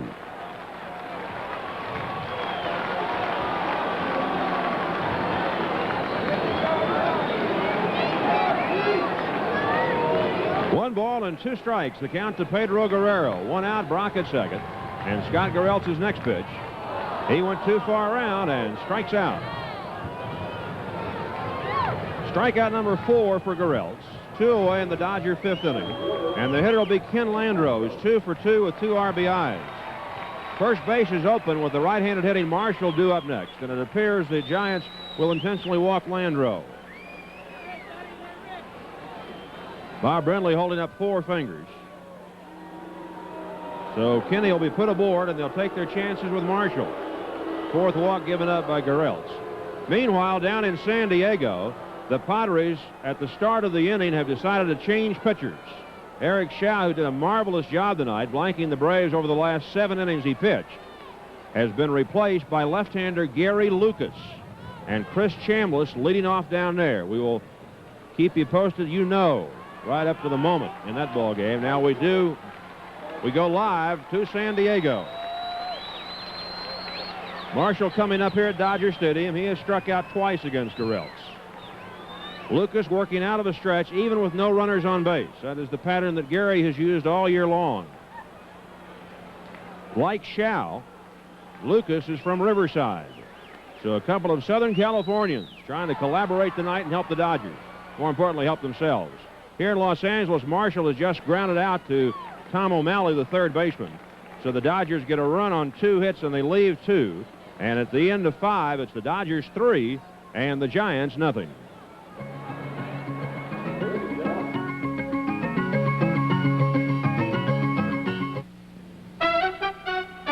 Take off with the most exhilarating new car of the year, the Datsun Turbo ZX. Now available with 5 speeds in 2 or 4-seater.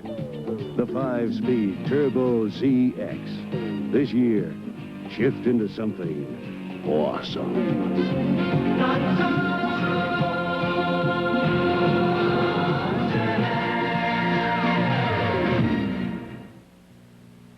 You gotta reach deep inside. We always run faster together. Maybe it's the baton. Maybe it's the way we push each other. Bring out your best Budweiser Light. Bring out your best Budweiser Light. The best has a taste all its own. Enjoy it. Let's talk about paint. I'd rather tell jokes. National Lumber sold Glidden paint for years. Our customers say it's good stuff. Did you hear the one about paint without complaint? That's what we all want. Some people want jokes. Our customers want the National Lumber Glidden special. How about some soft shoe? Good interior latex in white, antique white, or off-white. Glidden spread wall paint, $4.77 a gallon at National Lumber. Good stuff at the right price. National Lumber. This is Ross Porter with Vin Scully and Jerry Doggett at Dodger Stadium. The Dodgers leading the Giants 3-0 as we go to the 6th. In San Diego, Chris Chambliss at the plate. A 3-2 pitch from Gary Lucas to begin the 9th inning. And Chambliss swings and misses and strikes out. And there's 1 away in the top of the 9th inning for the Braves. We're going to stay with the picture down in San Diego. Rafael Ramirez live with the count 2-1. Base is empty. And there's a ground ball to short. Gary Templeton's got it over to first, and they're 2 away for the Braves in the 9th inning. And Joe Torre knows that this is as close as his ball club can cut it. They are down to their final out. A year ago in San Diego, they celebrated the National League West Championship when the Dodgers bowed in San Francisco. And now the Braves are down to where they can make no more outs, or their season is over. A season which found them 6.5 games ahead as late as the middle of August. Bruce Benedict, the last hope for Atlanta and San Diego.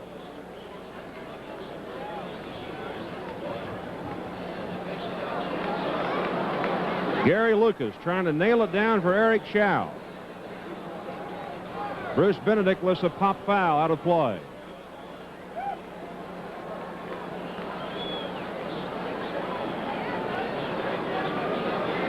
It shows on the faces, doesn't it? It all started for these fellas in February in Florida. And now on the 30th night of September, they're down to 2 away in the 9th inning, down 3-2 to the Padres. Benedict grounds it back to Lucas. He goes to first, and the Dodgers have won the National League West.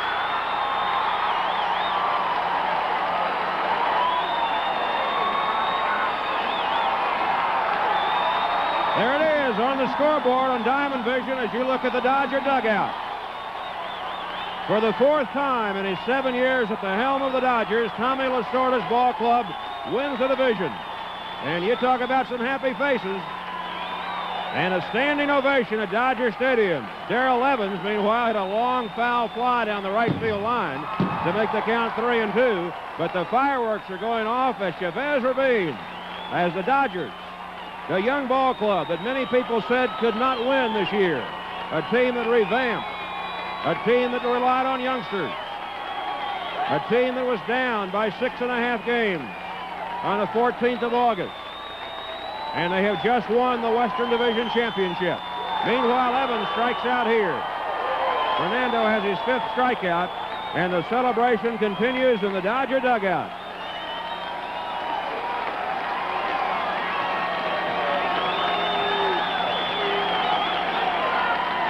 The only face we haven't seen is Tommy Lasorda. There he is.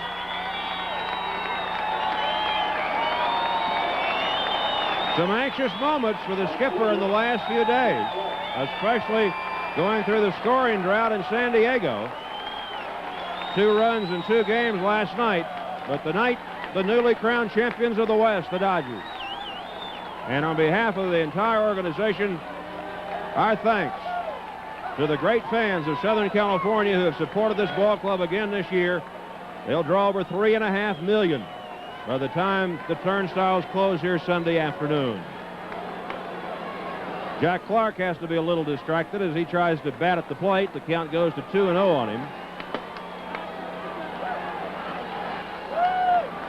But a few minutes past 9 o'clock on a Friday night, the final night of September, the Dodgers emerge as the champions of their division. And congratulations to Tommy Lasorda, the Dodger players, the Dodger organization, the front office. Peter O'Malley, Fred Clare, Al Campanis, Bill Schweppe, Ben Way. The list goes on and on.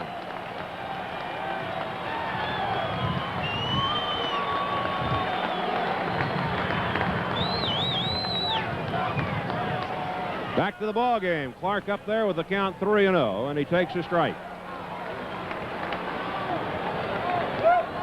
So what a roller coaster year it's been. Bobby Welch embracing his manager. And what it means is the Dodgers will open the National League Championship Series here Tuesday night against the Philadelphia Phillies. There's a pop fly into right field. Long run for Mike Marshall. Coming through the wet going, and he makes the catch. And Jack Clark is out.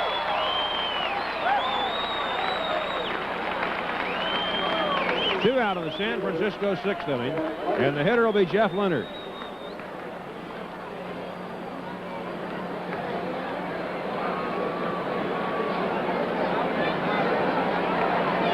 Leonard is grounded to short and flied to left.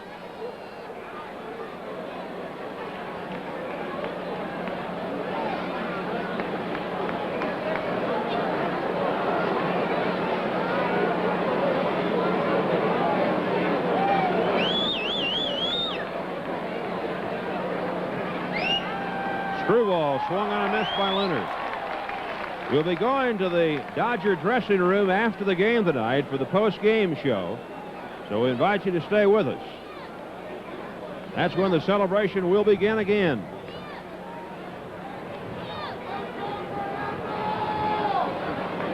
Games 1 and 2 of the National League Championship Series will be held here at Dodger Stadium. 5:20 Tuesday, 5:20 Wednesday. Strike 2 to Jeff Leonard, 0-2. And it's got to be a big boost to the Dodgers to have this thing decided tonight, not have to go to tomorrow or to Saturday. For one thing, some of the regulars, I'm sure, will get a rest. The pitchers, especially the bullpen, can now be rested. There's a great deal of talk that the Dodgers may use only 3 starting pitchers in the championship series.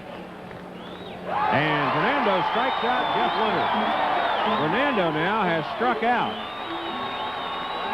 5 of the last 7 men to face him. A half a dozen strikeouts. And there you see Tommy Lasorda, a winner for the 4th time in 7 years in his division. The end of 5.5 as the celebration continues at the Dodgers side of the field.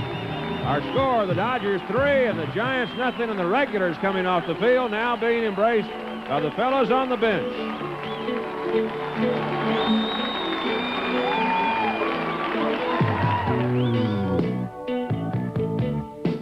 They call him the King because Richard Petty knows what it takes to win. Going into the last lap, there's no better place to be than in second. Then, if you slingshot at just the right moment, you could be the winner. Winning, it's a part of men like Richard Petty. And that winning spirit has helped Union 76 fuel more winners than anyone else. That winning quality rides with you every time you ride out of a Union 76 station. Go with the spirit. The winning spirit. The spirit of 76. It's getting close to dinner. Time to pack it in. You look for something better for the long day you put in. Carl's Jr. has dinner waiting. We'll set a place for you. Carl's Jr. has sirloin steak, boneless chicken too. Carl's Jr. Enjoy the difference. Charbroiled dinners for you. The West's largest display of affordable housing and vacation vehicles returns at Dodger Stadium November 5th through the 13th. Leading companies will be showing 1984 models, and over 200 booths will be featuring a wide array of home, garden, and recreational accessories and services. Major builders will display homes ranging in size from modest 2-bedroom models to luxury 3-bedroom units. Over 600 campers, trailers, and motorhomes designed for every need and priced for every budget will be shown. November 5th through the 13th at Dodger Stadium. Be there.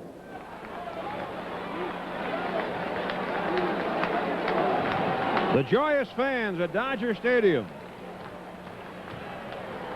still going through the celebration here as the Braves were beaten in San Diego 3-2 to assure the Dodgers of the National League West Championship. And while you were away, Pedro Guerrero giving his wife Denise the familiar love sign, and Steve Yeager also joining Pete. And the Dodger players all came out and tipped their hats to the fans here. A salute to the great Dodger fans for their support. Dusty Baker with his arm around Tommy Lasorda.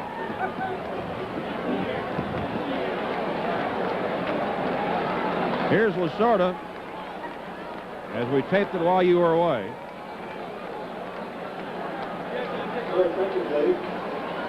Now that they've sewed it up, the Dodgers are going to change their lineup. Tommy bringing his players back out. And here's the salute they give to the 10th man, the Dodger fan. You bet they play a big role. Well, it's going to be tough for Frank Robinson to look on. He had hoped his Giants would be in contention this year, but it's just not been that way. Dave Anderson's the hitter, and he sends a fly ball down the left field line. Going back is Jeff Leonard, and Dave Anderson got his first big league homer.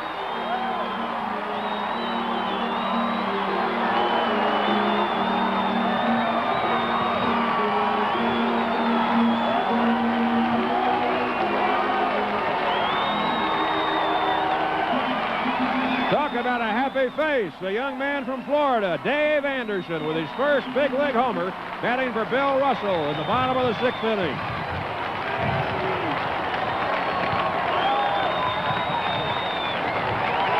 I'll tell you, those happy Dodger faces tonight would make some dental association poster.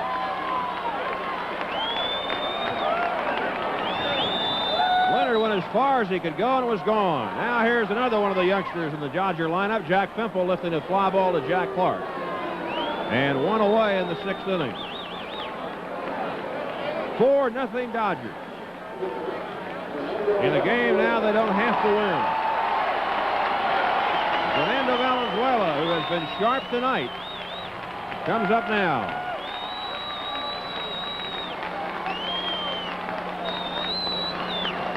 Fernando has allowed the Giants just 3 base hits in the first 6 innings.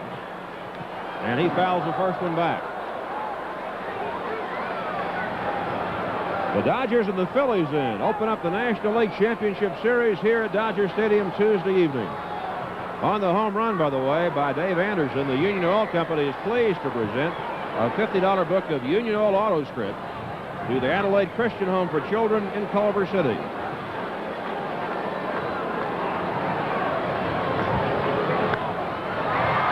Joel Youngblood feels a hopper off Fernando's bat and throws him out. 2 away. And Rafael Landeskog will come up now and bat for Steve Sachs, who went 2 for 3 tonight.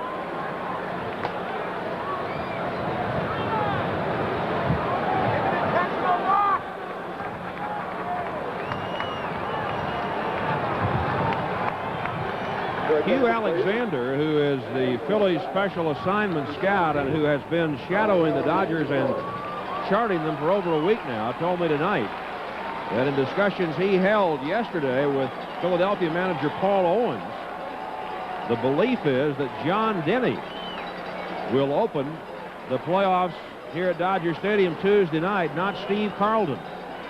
Denny, the 18-game winner of the Phillies. Phillies expect to go with 3 pitchers in that series. Best of 5. Denny, Carlton, and rookie Charles Hudson. Rick Monday will not be pitching, I don't think. Landeskog hits the ground ball down to Darrell Evans. He'll carry it to the bag. The Dodgers get a run on Dave Anderson's first Major League home run. Ben will be back in a moment at the end of 6 on title-clinching night in Los Angeles. It's the Dodgers 4 and the Giants nothing.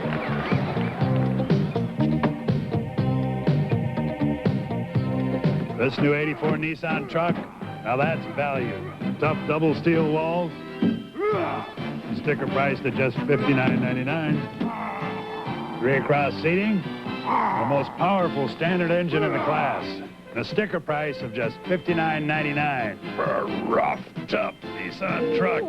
Nobody offers that kind of value, right, guys? Hurry, low 8.8% truck financing ends September 30th.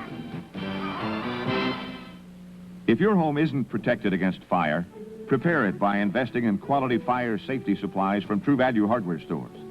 Detect fires quickly with the help of a GE smoke alarm. Then put out small flames easily with a Kidde home fire extinguisher. Protect valuables from fire by placing them in this sturdy Century Mini safe. And keep your escape route well lit with the rechargeable First Alert Ready Light. Available at participating True Value hardware stores and home centers.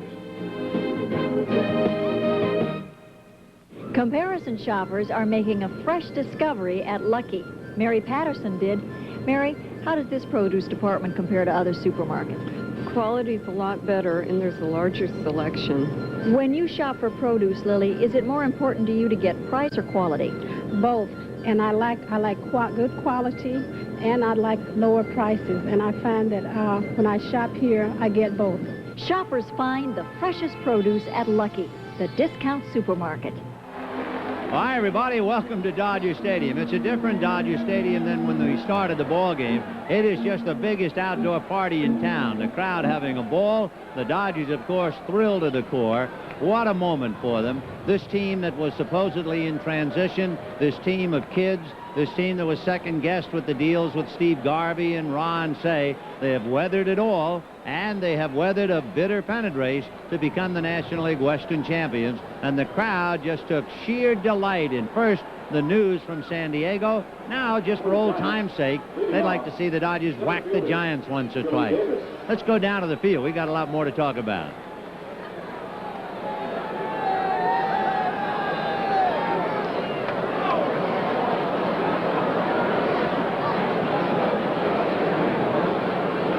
We're in the 7th inning with the Dodgers leading the Giants 4-0, and the Dodgers will make, as they say, wholesale changes. They have already made several, and we'll take our time and pick them off for you. We'll also remind you that this is a San Francisco feed. Sid Bream is at first base. Rafael Landistoi is at second base. Dave Anderson is the shortstop. Rick Monday is in left field. Darrell Thomas is in center. There's a ground ball to Anderson, and he boots it. So after hitting his first home run, he can't handle the ground ball hit by Chili Davis, and he'll draw an error.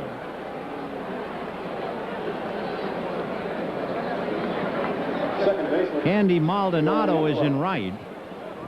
Though it is an interesting point that Fernando's boy celebrating his first birthday, Maldonado's daughter celebrating her second birthday, and the entire Dodger ball club celebrating clinching the National League West.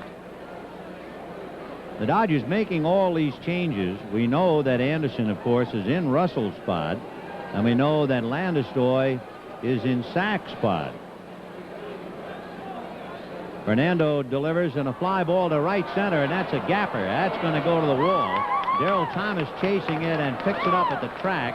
Rounding third is Davis to score on a long double by Joel Youngblood.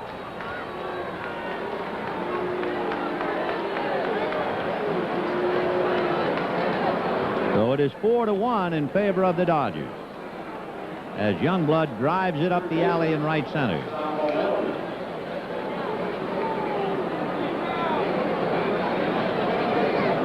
What a great moment for the Dodger minor league organization, for their scouts, and all the way into the big league ball club, that in the year that was supposedly the year of transition, the kids have come through.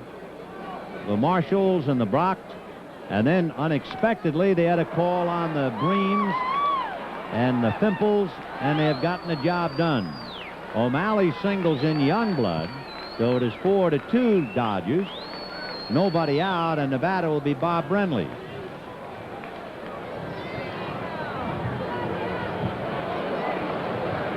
The Dodgers, I figured, we're not going to have Fernando pitch 9 anyway. There's no reason for him to pitch 9.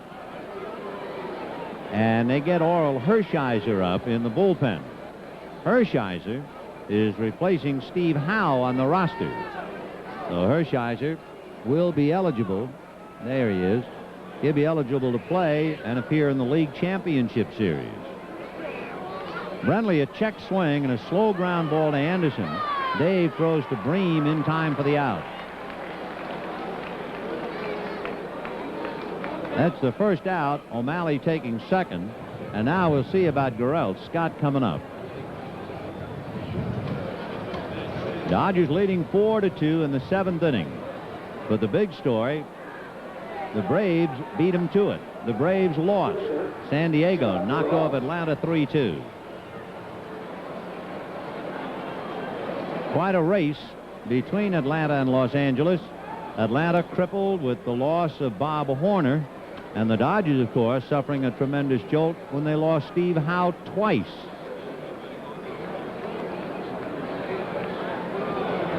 So Fernando tuning up to Jack Fimple.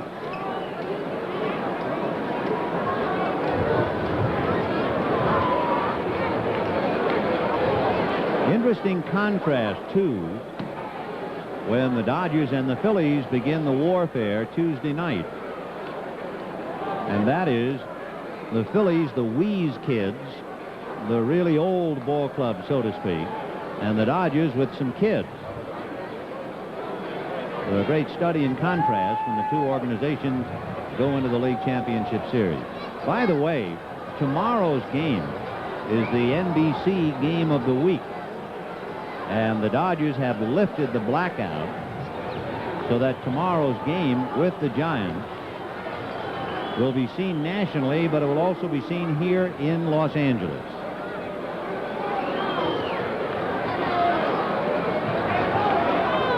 Ron Pernoski is going out to talk to Fernando, who is just standing there in the cool night air waiting for a Giant hitter.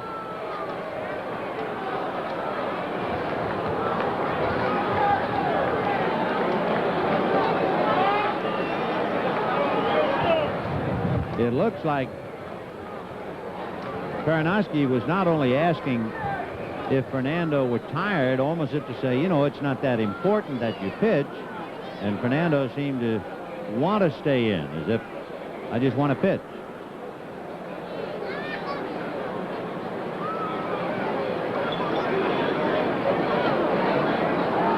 Coming out of the dugout is a catcher, Johnny Rabb. We've seen him before.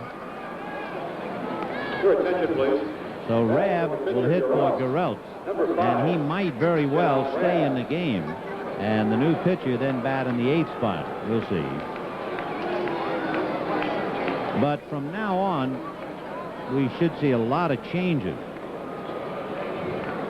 The Dodgers have already put Bream for Brock, Landeskog for Sachs, Anderson for Russell, Monday for Baker, Thomas for Landreau, Maldonado for Marshall. So actually, there are only a couple of more changes necessary to have an entirely new ball club on the field. Fernando, Fimple, and Guerrero. That kicks off to the left. The run is holding. So the Dodgers will have an exercise tomorrow and on Sunday, polishing up their skills with a workout on Monday, and then the League Championship Series Tuesday night. And our heartiest congratulations to everyone involved, and we mean everyone. It takes an awful lot of people to get a championship club on the field. 1-1 to count.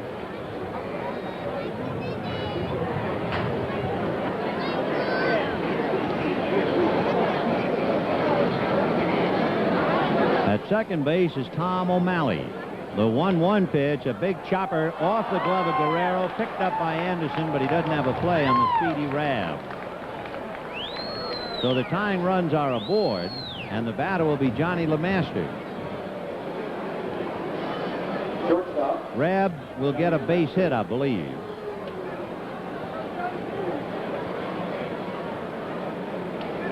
The paid attendance, 42,928. 42,928. Over 44,000 in the house. And it is a base hit for Johnny Rabb. John LeMaster, strike. So Fernando has allowed 2 runs and 6 hits. Tying runs aboard. Rabb at first, O'Malley at second. And the Dodgers leading the Giants 4-2. By the way, don't go wandering off now. We will be into the clubhouse when the game is over. And we'll get the reactions of some of the Dodgers, Tommy Lasorda et al. There'll be a little bubbly poured, I'm sure. 0-2 the count to LeMaster. Pokes a screwball foul. So the Giants, who tormented the Dodgers and wrecked them in 51. The Giants who did it in 62 to win their own cause. The Giants who wrecked the Dodgers last year. It was taken out of the Giants' hands tonight, and the Dodgers would just like to beat them for old time's sake. LeMaster is 0 for 3. Flied to right, line to short, struck out. The Dodgers during the regular season have beaten Philadelphia 11 out of 12. And you know what? It doesn't mean a thing. The atmosphere to a league championship series, like a World Series, is like no other.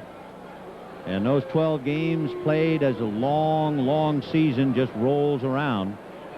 The atmosphere of those games cannot compare to what will begin here Tuesday night.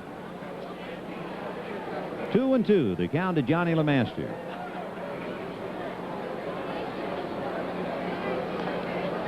Ball 3. Now let's see what Frank Robinson does with O'Malley and Rabb, whether he would turn the tying runs loose. LeMaster, as we mentioned, although he does not have much power, he strikes out a lot, so it makes you think that they would not have him run. At the same time, the runners go, and the pitch is strike 3, and they throw to third, double up the runner, and there you go. You gamble with him, and you're going to pay the price. So you could almost anticipate that's a bad gamble, especially when you're down by 2. But there's an attitude of, so who cares? And at the end of 6½, Dodgers 4, Giants 2.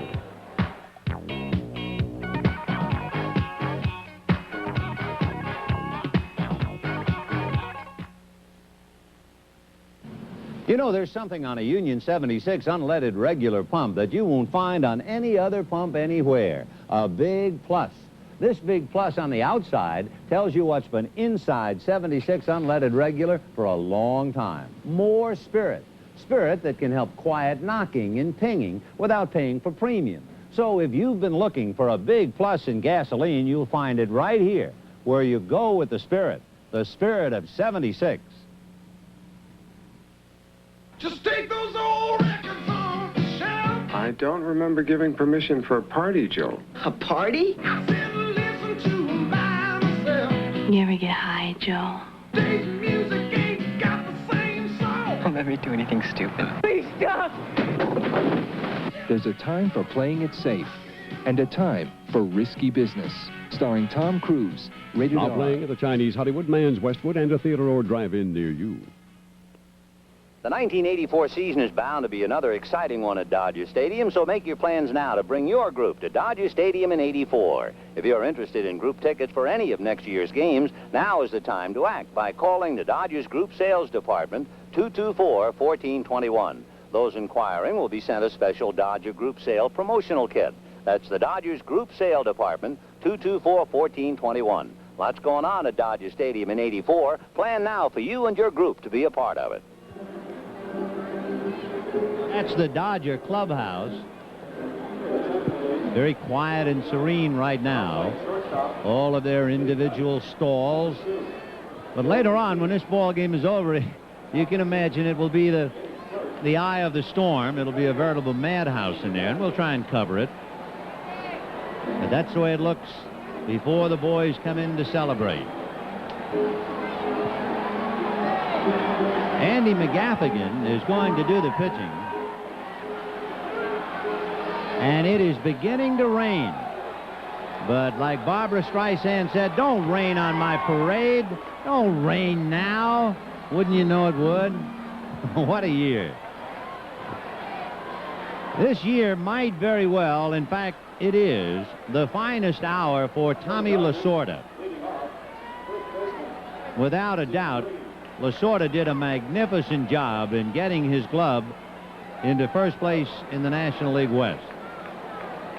The great motivator has somehow weathered all of the storms, all of the rough early going, and he has motivated the kids one more time, the kids and the veterans alike.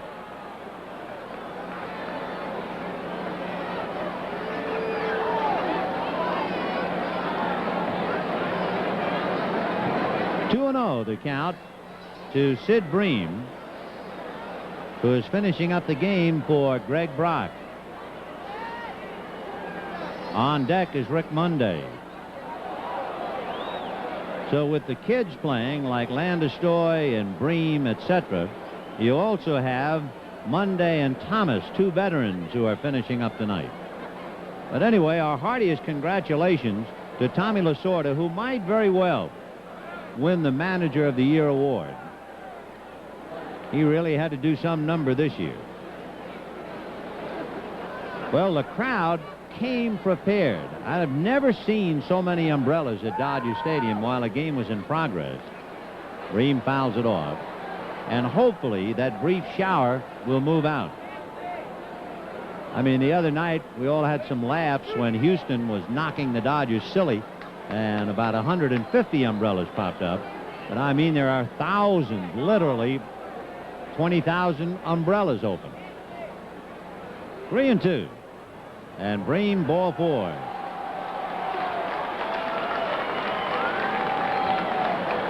While we are thanking everyone, we would like to thank WTBS Ted Turner's station for their cooperation so that we might bring you the exciting moments live, the doings of the Atlanta Braves, interspersed with our own games in San Diego and again tonight.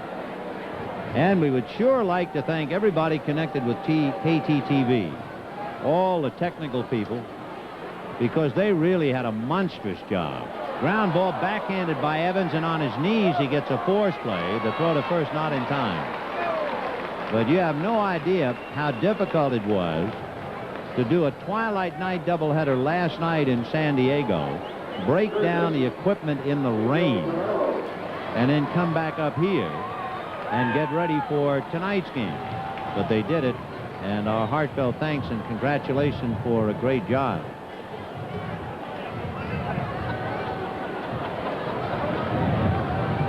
Here is Pedro Guerrero. This might be Guerrero's last at-bat. He's hitting .295. The Dodgers with a lot of youngsters, so they could give everybody some work. And I would think Gilberto Reyes, the 19-year-old catcher, will be coming in this game. Fouled away, 1-1.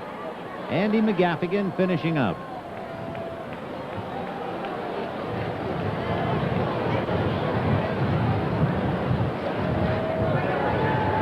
In the Dodger bullpen, left-hander Sid Fernandez, the big Hawaiian, is loosening up. So it could be that Fernando got his 7 innings in, and that'll be enough. Andy McGaffigan with a record of 3-9. So I guess in a sense it's been on again, off again, Andy McGaffigan.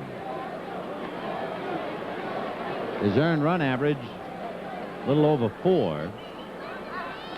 And Guerrero grounds it to Patini, and he feeds to second to Youngblood to throw to first, double play, and the 7th is in the books. And at the end of 7, it's the National League Western Division champions 4 and the San Francisco Giants 2.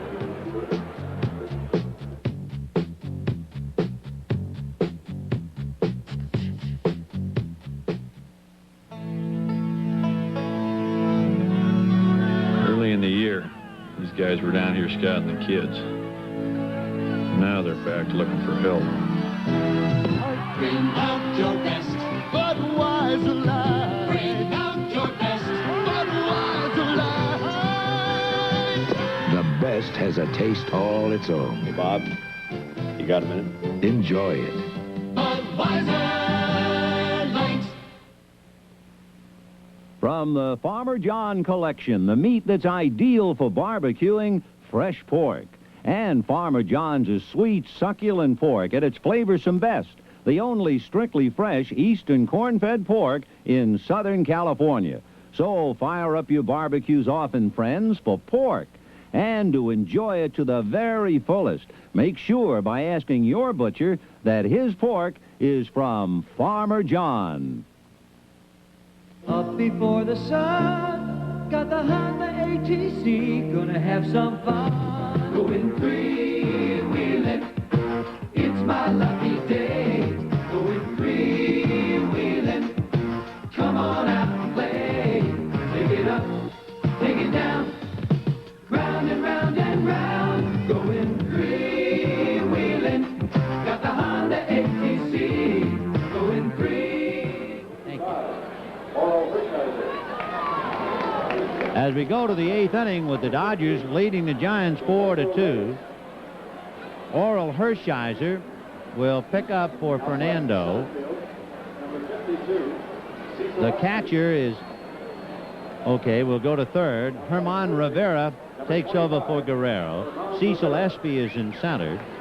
And behind the plate is Gil Reyes. So the Dodgers now, with the exception of left field, the field has been taken over by kids. The Dodgers have an infield of Bream, Landestoy, Anderson, and Rivera. An outfield of Monday, Espy, and Maldonado. Reyes behind the plate. And Oral Hershiser, the pitcher. 4-2 Dodgers.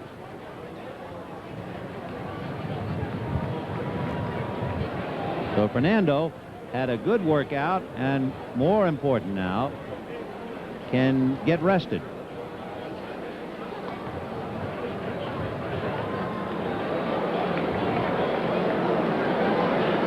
Fernando tonight had a half a dozen strikeouts, and he had walked just one in 7 innings. In looking at the Dodger lineup, the fellas are occupying the spot in the starting lineup for the man they replaced. Fly ball to left center and deep. Espy's going to the wall, and that's gone. An easy swing for Darrell Evans, and he hits it out. So Evans, who normally gives the Dodgers a bad time anyway, hits a Hershiser pitch out, and that's that. For Darrell, it's his 3rd home run against the Dodgers. He has hit 34 home runs against the Dodgers in his career. And for Darrell Evans, he now becomes the first Giant to hit 30 home runs since Bobby Bonds did it in 1973 when Bobby hit 39. So it's Dodgers 4 and Giants 3, and the batter is Jack Clark. The Dodgers, of course, would like to see Hershiser get some work, sharpen up, because they're going to need him.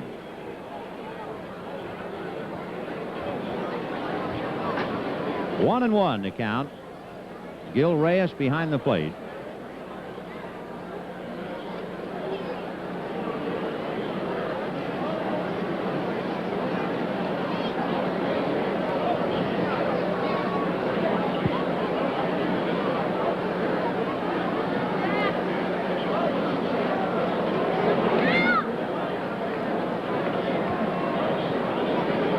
The count.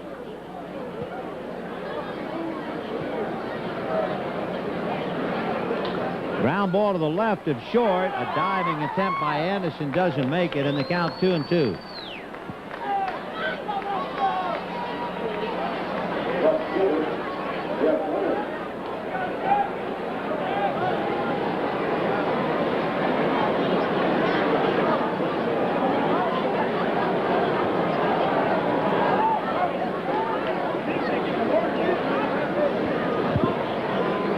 It is 4-3 Dodgers. It is almost the Albuquerque San Antonio Dodgers, and the batter is Jeff Leonard. So Hershiser has given up a home run plus a base hit. With Clark at first, we'll have a runner coming out of the Giant dugout.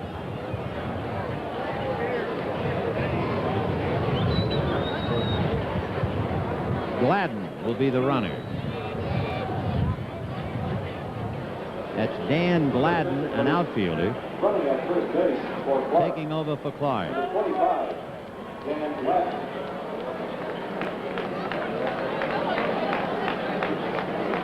So Gladden at first for Clark, representing the tying run. Dodgers leading 4-3. Treacherous infield following the rain. Gladden slipping off the bag. San Diego beat Atlanta 3-2. Leonard, strike one. What we are hoping to do, because we realize that you're sitting there looking at what is now a meaningless game, and you're watching a lot of kids, since all of the starting players have been replaced. Ross is going to go downstairs, and we will try to duck in some interviews, because the game itself is meaningless. Although for the crowd here in the ballpark, they're staying to watch it. There goes Gladden. The pitch is low. Reyes throw hammers him. Boy, what a great throw by Gil Reyes. You talk about hanging him out to dry. That was right at the bag and long before Gladden's arrival. There's the quiet clubhouse. But it could be that one or two veterans, there's Manny Mota. No, that's... But whoever comes in, we might get an interview or two. Something to lighten the game a little bit. When the game ends, Tommy Lasorda has requested 5 minutes of isolation, and we certainly understand. In other words, he wants to close the doors, and I'm sure what Tommy wants to do is thank his team for winning the National League West, and we owe them that privacy. So when the game is over, we will have to fill for about 5 minutes. Then we'll go to the clubhouse.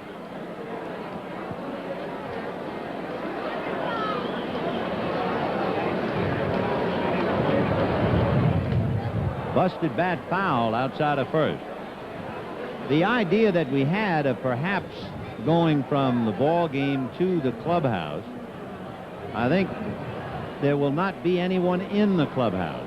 In other words, even though the players have been replaced, they will stay in the dugout and then en masse go to the clubhouse, lock the door, have their 5-minute period that they are certainly entitled to, and then we'll have the post-game celebration.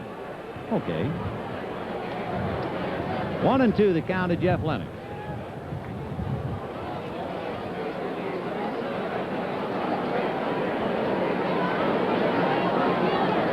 The old story with baseball, you do one thing and then it's on to the next. So the Dodgers now, their minds full of battle with the upcoming Phillies. And Jeff Leonard strikes out. 2 down. Center fielder, Chili Davis will be the batter. Davis grounded out, fly to center, and was aboard on an error. So Hershiser gets Leonard. Chili hitting 233.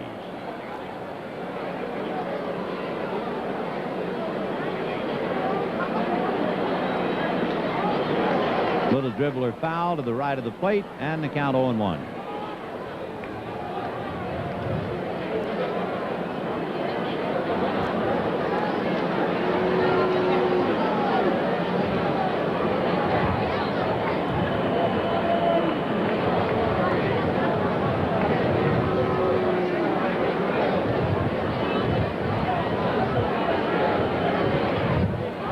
Little pop fly back a third. Rivera in foul ground, and Herman puts it away, and that's it. Hershiser is standing on the mound, but wait a minute, was there some interference? Isn't that something? That picture would tell you a lot. Well, they threw Gladden out. Leonard struck out, and Davis.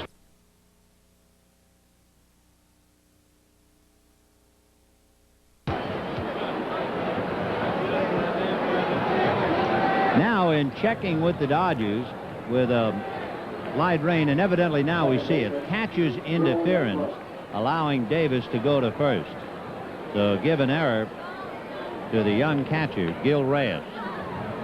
We will be able to go to the clubhouse and intersperse the play-by-play with interviews.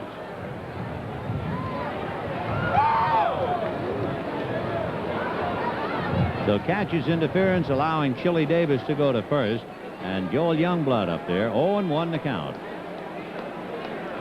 Youngblood hitting 292. Hit to the hole, smothered by Anderson, but no play. So Hershiser is finding it very tough to get the Giants out. Even when he got the outs, he didn't get them. Gladden was thrown out, Leonard struck out, and Davis popped up for what looked like the third out, only to have catcher's interference prolong it and Youngblood single.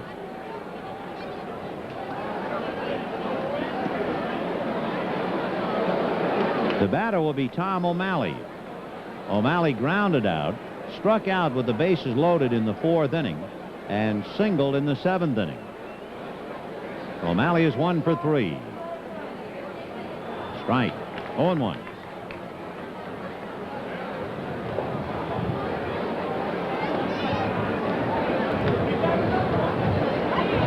Giants have scored a run here in the 8th. Dodgers leading 4-3.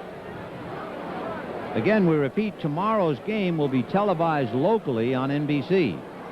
The game of the week that will be seen across the country will be seen in Los Angeles. The Dodgers have lifted the blackout.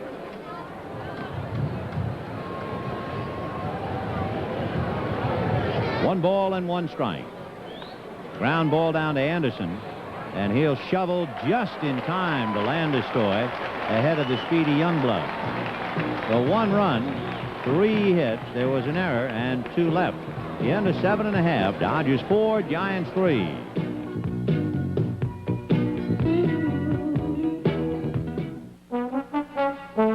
I was the first one on our block to own the brand new Nissan Stanza sedan. I love this luxurious roomy interior with power windows and 4-speaker stereo with cassette. So when I drove this front-wheel drive beauty and checked the sticker price, I bought it. Then Jack drove it. And bought one. And Bill drove it. And bought one. Now we have 3 Nissan Stanzas on our block. 4. Also available in 2 and 4-door hatchback.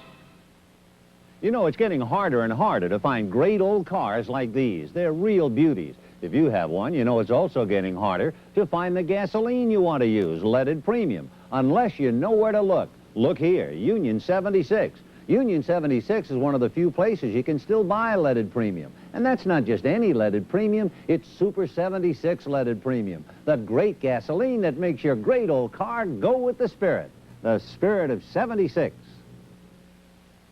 Dodger Blue, the official newspaper of the Los Angeles Dodgers, is offering a Dodger Blue cap to all new subscribers and current subscribers who add a year to their current subscription. Send $15.95 to Dodger Blue, Dodger Stadium, LA 90012. Visa and MasterCard accepted. Present subscribers, please enclose a current mailing label with your check, and please allow 4 to 6 weeks for delivery of your Dodger Blue cap. Keep up with the Dodgers and their farm clubs by subscribing to Dodger Blue. You'll be glad you did. Dodger Blue cap offer expires at the end of the season. Bottom of the 8th inning, 4-3 Dodgers. In this festive occasion at Dodger Stadium tonight, in the Dodger clubhouse, Ross has someone you'll recognize immediately, so for a moment or two, let's congratulate Steve Sachs. Thank you, Vinny. Well, Steve, it took a long time, and there were some anxious moments, but congratulations.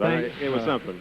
Thank you, Ross. It's such a big thrill for us, and you know, I don't know what to say. It's just it's one of the happiest moments for our whole club, and we've had a lot of things that our team's overcome this year, but it's just a great feeling to be a winner, and we all got our partying clothes on. We're ready to go. Well, congratulations, because I know it was kind of tough for you for a while, but that all worked out, and you really came out a champion the way you handled it. Well, thank you. I think everybody goes through things in their career that they have to overcome, and I just thank God that that I'm here, and I'm still playing, and we won the championship. That's the most important thing to me. Yeah. Okay. All right, the Phillies coming up Tuesday night. Good luck in the series. Okay, thank you. All right.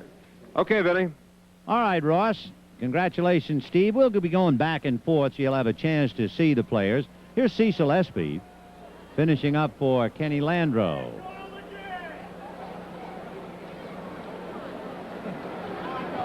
Oh, and 2 the count.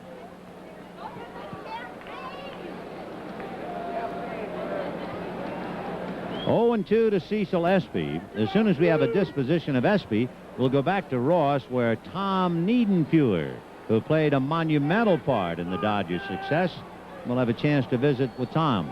Cecil is born in San Diego. He went to Point Loma High. 1 and 2 to Espy. Bottom of the 8th, 4-3 Dodgers. Ground ball to short. Patini bobbles, picks it up, can't make a play. Okay, Espy's aboard. Let's go to the clubhouse and congratulate Tom Niedenfuer. Tom, an outstanding year for you. Congratulations on what you accomplished. Thank you very much, Ross. We're all real happy. It took a while to get here, but it was well worth it. The bullpen, of course, last year was much maligned, but from the very start this year, you had confidence in that group, and you really did a great job down there. Definitely. We had 5 guys with great arms and a lot of experience, and we've had a good year down there, and it's not over yet. I know you're thrilled to have it over on a Friday night, because you'll get a few days rest now before the playoffs start Tuesday, won't you? Well, it's good for our whole pitching staff. We can organize who's going to throw what innings and get ready for the playoffs now. All right. Greg Brock's got you down, so we'll go back upstairs to Vinny. Well, they call him Buffalo, and they just baptized the Buffalo down in the clubhouse. Greg Brock pouring a can of beer on Niedenfuer's head. The batter right now taking over for Mike Marshall is Candy Maldonado. He puts Patini in the dirt with his ground ball, and everybody's safe. And Joe Patini having one terrible time at shortstop, and that will be a base hit. It was a good save for Joe. First and second, nobody out. Dave Anderson, the batter, And let's go and congratulate Kenny Landreau. Back to Ross.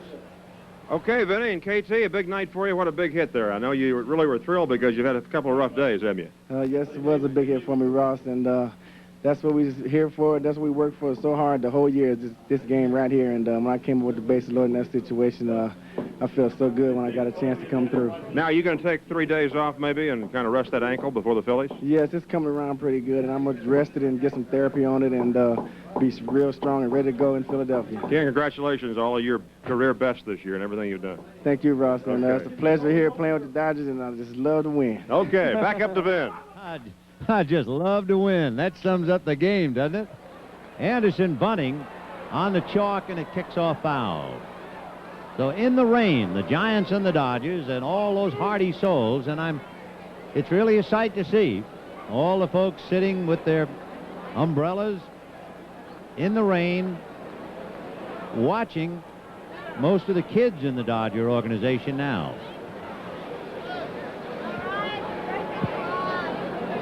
Down in the Dodger clubhouse is the dean of the Dodger players, and yet at the same time he still looks like he came off a 4-H poster. Our congratulations to Dodger shortstop Bill Russell. And with that, let's go to Ross. Well, Bill, you played on quite a few pennant winners in your career, but this had to be kind of an unusual year for you because you kind of helped these kids come along. Well, each and every one of them is special, Ross, and you know it's the 5th time, and the way we went about it this year, you remember the other things, but this time it was great. The way we went about the ups and downs.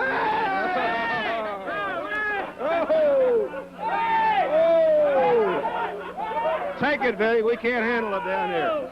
And I know who the culprit was. That was Al Campanis, the chief, as they call him. It was Al Campanis who poured that big bottle of champagne on top of Bill Russell's head. Russell, of course, is everybody's favorite. There's a high fly ball to left field. Coming up for it is Jeff Leonard. And tagging it is Espy, and he's going to try and come, and he's going to be doubled at the plate. Welcome to the big league, Cease. At the end of 8, the Dodgers 4 and the Giants 3.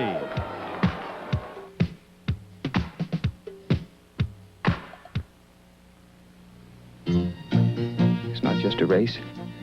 It's a game. If they think I'm tired, maybe they'll make their move. Bring out your best. Then I'll make mine. Bring out your best. Budweiser Light. Bring out your best. Budweiser Light. The best has a taste all its own. Enjoy it. Catch PSA to San Francisco every hour, on the hour, every business day. I also like the convenience that right now you can get in the 600 gate on the upper deck, and it's much easier to get here. And PSA gives you the most flights between the L.A. area and the Bay Area. It's frequent, it's fast, the service is great, and the stewardesses are beautiful. And PSA's low fares always give you a smile. What airline do you fly to the Bay Area? PSA. Have you noticed how many men are drinking Diet Coke? Diet Coke, yeah, Diet Coke. Look on the taste of Coca-Cola. It says 1 calorie, but it sure don't taste 1 calorie. Diet Coke, taste Diet Coke. Just for the taste of it. Just for the taste of it. Diet Coke. Now there's both Diet Coke and new caffeine-free Diet Coke. 9th inning, the Dodgers, the Western Divisional champions, leading the Giants 4-3. When the last outs come, of course, depends on how good Hershiser pitches. But if he gets the Giants out without giving up a tying run, now there's a thought, knowing the Dodgers. 16 innings?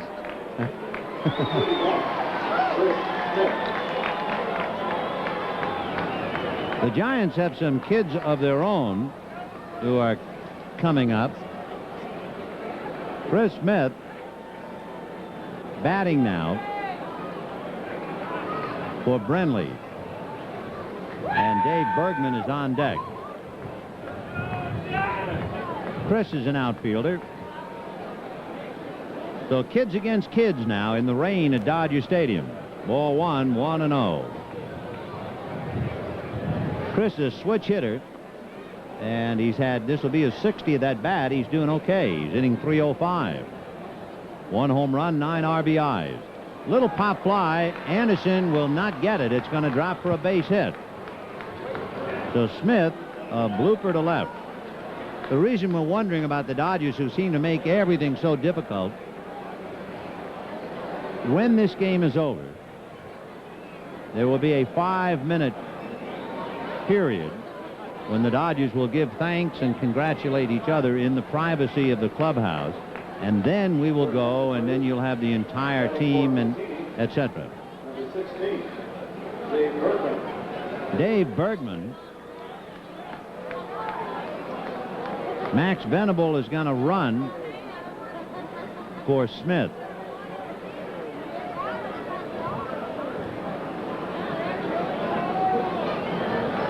And Champ Summers at the plate. Ball 1. Dave Bergman hitting .288, half a dozen home runs, 24 RBIs.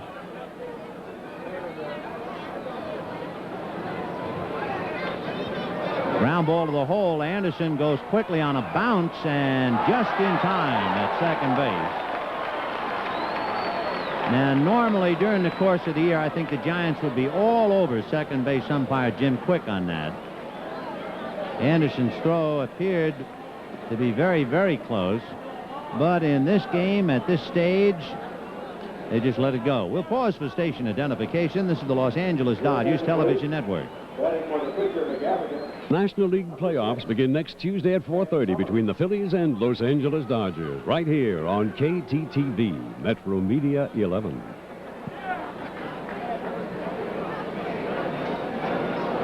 With a runner at first and 1 out, Champ Summers is the batter.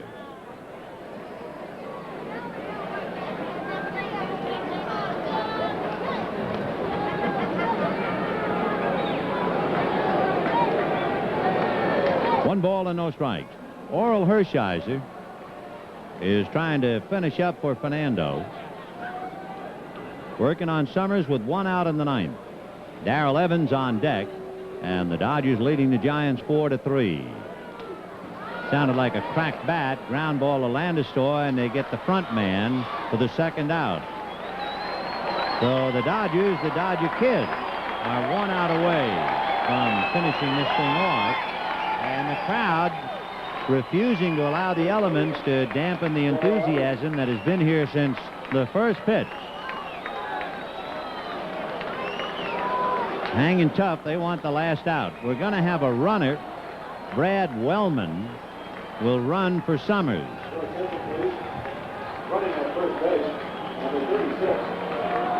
So Wellman at first with 2 out, and Darrell Evans, who has grounded out, singled, struck out, but then homered against Hershiser to give him 30 home runs for the year.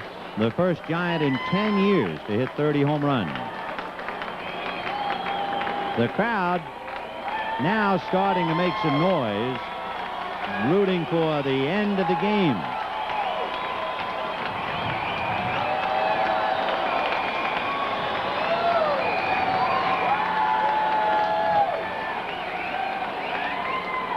Right, 0-1.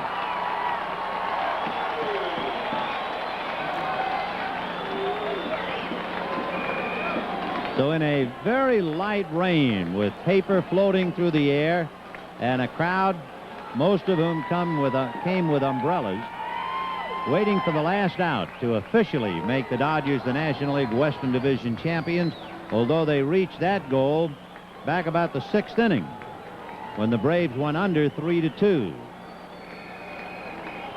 And we will have the post-game celebration, and that's always fun to watch, so stay with us.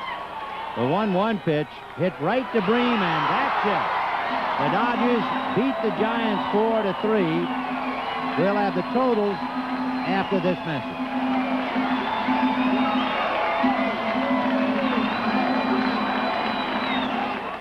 Once you've decided to come to Union 76 for the gasoline with Spirit, you've made one good